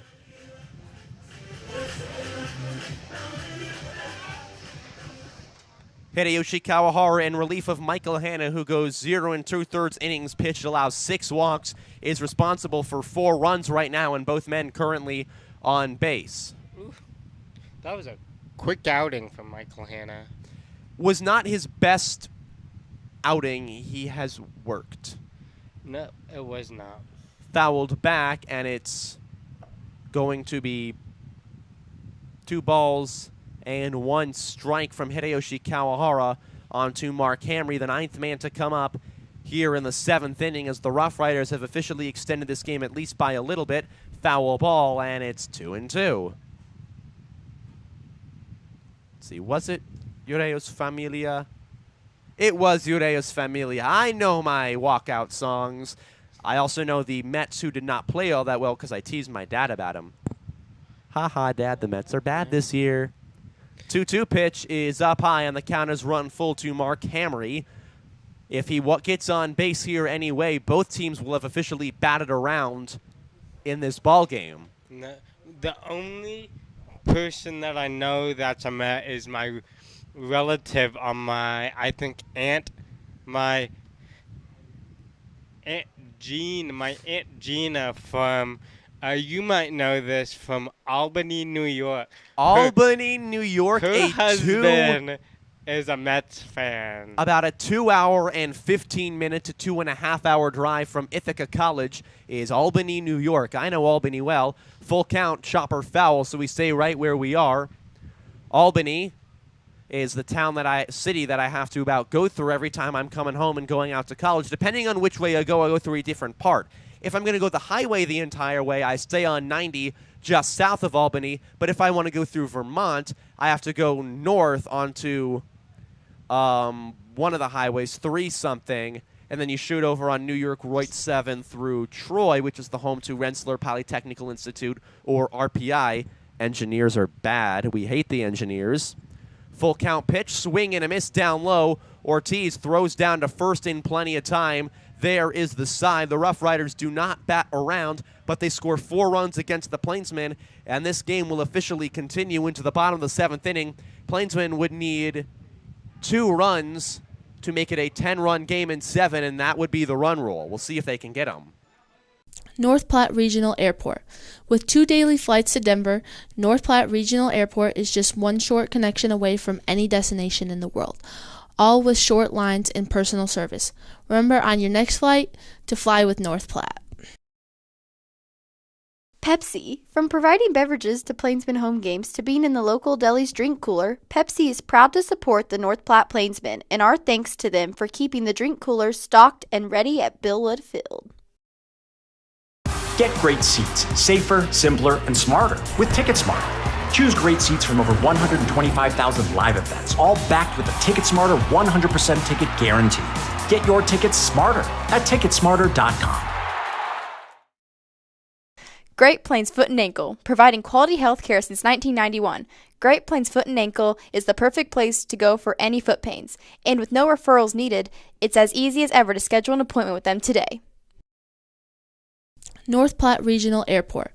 With 2 daily flights to Denver, North Platte Regional Airport is just 1 short connection away from any destination in the world, all with short lines and personal service. Remember on your next flight to fly with North Platte. Pepsi. From providing beverages to Plainsmen home games to being in the local deli's drink cooler, Pepsi is proud to support the North Platte Plainsmen, and our thanks to them for keeping the drink coolers stocked and ready at Billwood Field. Get great seats, safer, simpler, and smarter with TicketSmarter. Choose great seats from over 125,000 live events, all backed with a TicketSmarter 100% ticket guarantee. Get your tickets smarter at TicketSmarter.com. Great Plains Foot and Ankle, providing quality health care since 1991. Great Plains Foot and Ankle is the perfect place to go for any foot pains. And with no referrals needed, it's as easy as ever to schedule an appointment with them today.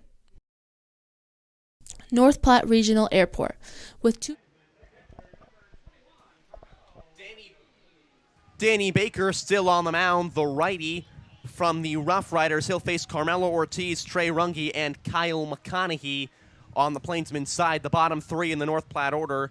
His last at-bat, Ortiz got his first hit since July the 7th, which was against the Dodge City A's in Dodge City at Cavalier Park, and he pops that one up right side. Hamry should have a play on it. Running back, it drops. Give him a hit. Yay, we gave him a hit. Ortiz has a 2-for-2 day at the plate. 2 bloop singles that get the job done. It was also a 1 pitch. 1 pitch, 1 hit, and out comes his courtesy runner, Sam Bond. Ortiz was in a long, dark funk the month of July. He is back out of it. A 2-for-4 day with a walk and 2 singles. And now it's Trey Runge, who himself has gotten 2 hits, including a double that turned into a Little League home run. So, yeah, that inside the park home run by the error. Yep. But I do want to go back before ending this to shout out some of my cousins. Shout them out, Dan, before I read off the bio for Nicole, who I forgot to do in that the my top Aunt half. Gina, I don't know if she's watching. Whoops. But her 2 sons are both in a band. You should all listen to them. One of them is the lead singer for Young Culture. They're in Spotify, so go. Shout it out, Dan. They're an indie rock band, which they're actually having one of their songs in an HBO Max thing, the Clone Highs, when we were trying to watch. And then my other cousin is Teddy Midnight. I think he does That's EDM. an awesome name.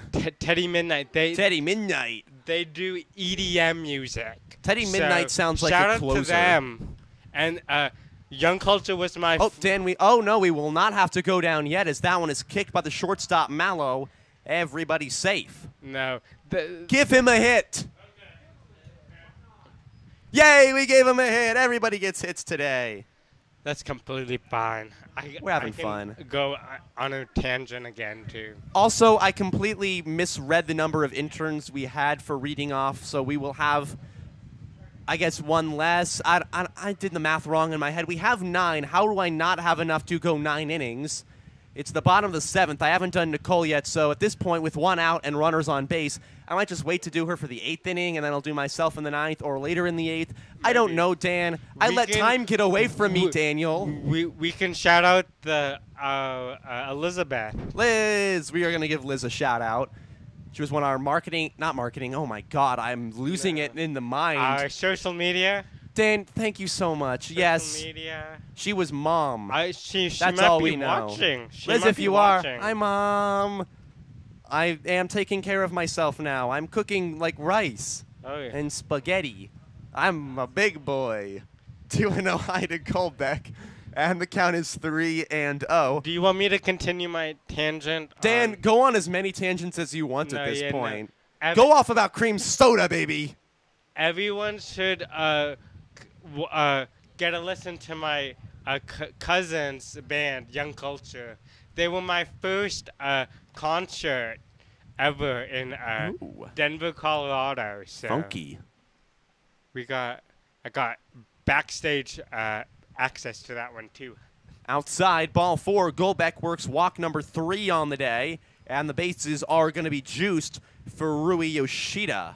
But yeah, shout out to Alex. I think that's my cousin in Young Culture. And then I think for Teddy Midnight, shout out to Adam, I think, the one in Teddy Midnight. So Teddy Midnight sounds like the name of a Nails closer for a pennant winner team. Speaking of Major League Baseball, my Boston Red Sox and also Josh, the social media person for the Western Nebraska Pioneers, his Boston Red Sox, leading 4-0 over the Atlanta Braves, were a real team. That ball skied out to right center field, going to be played on by the center fielder. Dan, let's go downstairs. 1 run will, a couple runs score off of that. 2 out? I didn't realize that. We gotta go downstairs. Okay. F8 runner scored. It's 4-1 Red Sox. I'm a Red Sox fan.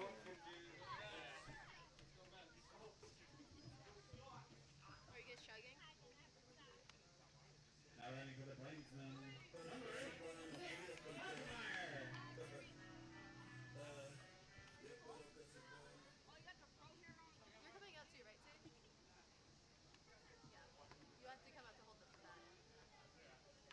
Interns, be ready for dizzy bat.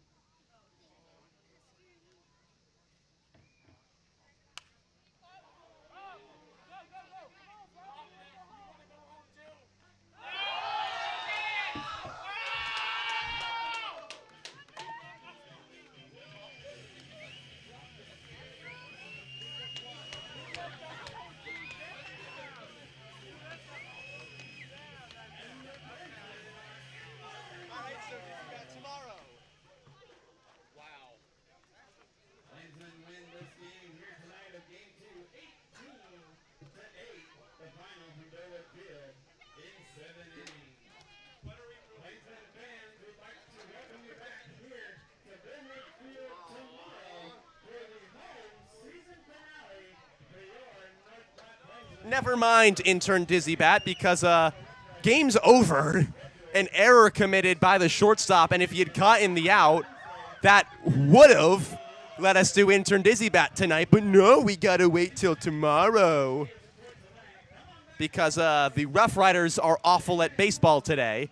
So Plainsmen win 18-8 as McConaughey brings home the winning run on the error. They have taken this one from the Roughriders. It is 18-8, your final score. Plainsmen 14 hits to 9 by the Roughriders. They commit just one error to the 2 by the Roughriders, and I did not read off the last 2 intern bios, so I'll just do that here, starting with Nicole, our marketing and promotions intern. Nicole is a recent graduate from Hofstra University in Long Island, New York. Hofstra's not the better New York school. Ithaca is the better New York school. I had to get that plug in there. With her BA in political science and a double minor in leadership studies and public relations. What is going on over there? What's going on over there? Jake rips up the no Jake zone sign as the Plainsmen win by 10. Anyway, back to the intern bios, finishing off with Nicole, and then I'll do mine because it's intern day and I get to do all the bios. She'll be returning to Hofstra this fall to earn her MBA in management. Nicole's passions lie in creating memories and spreading joy. Many of her best memories come from playing sports and attending games, so she wants to help create those experiences for other fans. Nicole grew up in Diamond Bar, California, where she played softball for 6 years and managed the student staffing at all events and sports. Dan, do we want to bring it on to broadcast cam while I read off Nicole's bio and then mine? Because I'm about halfway through your bio, and now you can... Dan commentated on his... Do we want the mic over here? Yeah, get the mic over here. Okay, we're on broadcast cam. There we go. Oh, okay, there we go. I'm on, like, the bottom part. Anything you want to explain about the top part? I don't think so. All right, so on to the bottom part. The experience ignited her passion for events and sports. At Hofstra, Nicole worked as a campus tour guide and served as the president of the Residence Hall Association. She loves to travel, read, and scrapbook in her free time. Nicole is super excited to work with the Plainsmen to create memories for the fans and to begin her career in sports. Is that accurate? Yes. All right. Well, can I read yours? Sure, you can read mine because it's weird if I read my own, but also, yeah. Oh, I forgot I'm on the camera. Okay. Hi, broadcast cam. Tobias Bore will be joining the Plainsmen as the play-by-play broadcaster for the 2023 season. Not if I steal his job. We've got 4 games left, and only one of those are at home, so yeah, you're running out of time. Toby is from Surrey, Maine, and is currently in his sophomore year at Ithaca College, where he intends to major in sports media. At Ithaca College, Toby... Why do you have Tobias on here? Because that's my legal name. Toby. But everyone calls me Toby because it's easier to say. At Ithaca, Toby does broadcast work for the Bomber Radio Network, Ithaca College's student radio station. His work for the Bomber Radio Network has included doing play-by-play for multiple sports, including baseball, softball, football, soccer, field hockey, volleyball, and lacrosse. Wow, what haven't you done? I am multifaceted. Toby also produces a show on Ithaca College Television, the college's television network. Gridiron Report. Watch it this fall for all your coverage of Ithaca Bombers football as we search for our 2nd Liberty League title in a row and another run through the playoffs. He also writes articles for the Ithacan, the student-led newspaper covering Ithaca College athletics. Any comment on that? Writing is hard. When not covering Ithaca athletics, Toby enjoys spending his time outdoors, hiking, canoeing, reading, and doing photography. Toby likes to spend time with friends and family when not working. Toby is excited to join the team in North Platte and can't wait for the season to start. All of that is accurate. I'm so glad to hear that's accurate. How are you feeling about the season ending, though? That's going to be sad because this has just been everything for a few months, and now I got to go back home and figure out what I'm going to do with my time for 2.5 weeks. I don't know what I'm going to do. Well, viewers, you have heard all about all the interns now, so pick some favorites, start some fights in the comments, send us some PR gifts. You all have my email now. Send me an email with your favorite intern. And if it's not me, I will not be happy. Correct answer is me. No. I'm the one who gave his email for Jolly Rancher secrets. You better like me the most. I don't know what else to do now. What now? I ran out of jokes. Let's end the broadcast here because this game was a boring one. 18-8 your final score. Plainsmen walk off the Roughriders via the run rule. And we will send it to tomorrow as the Plainsmen look for series win number 1 on the season. Was it Zaboring Zabore? Oh, my God. Dan, end the broadcast.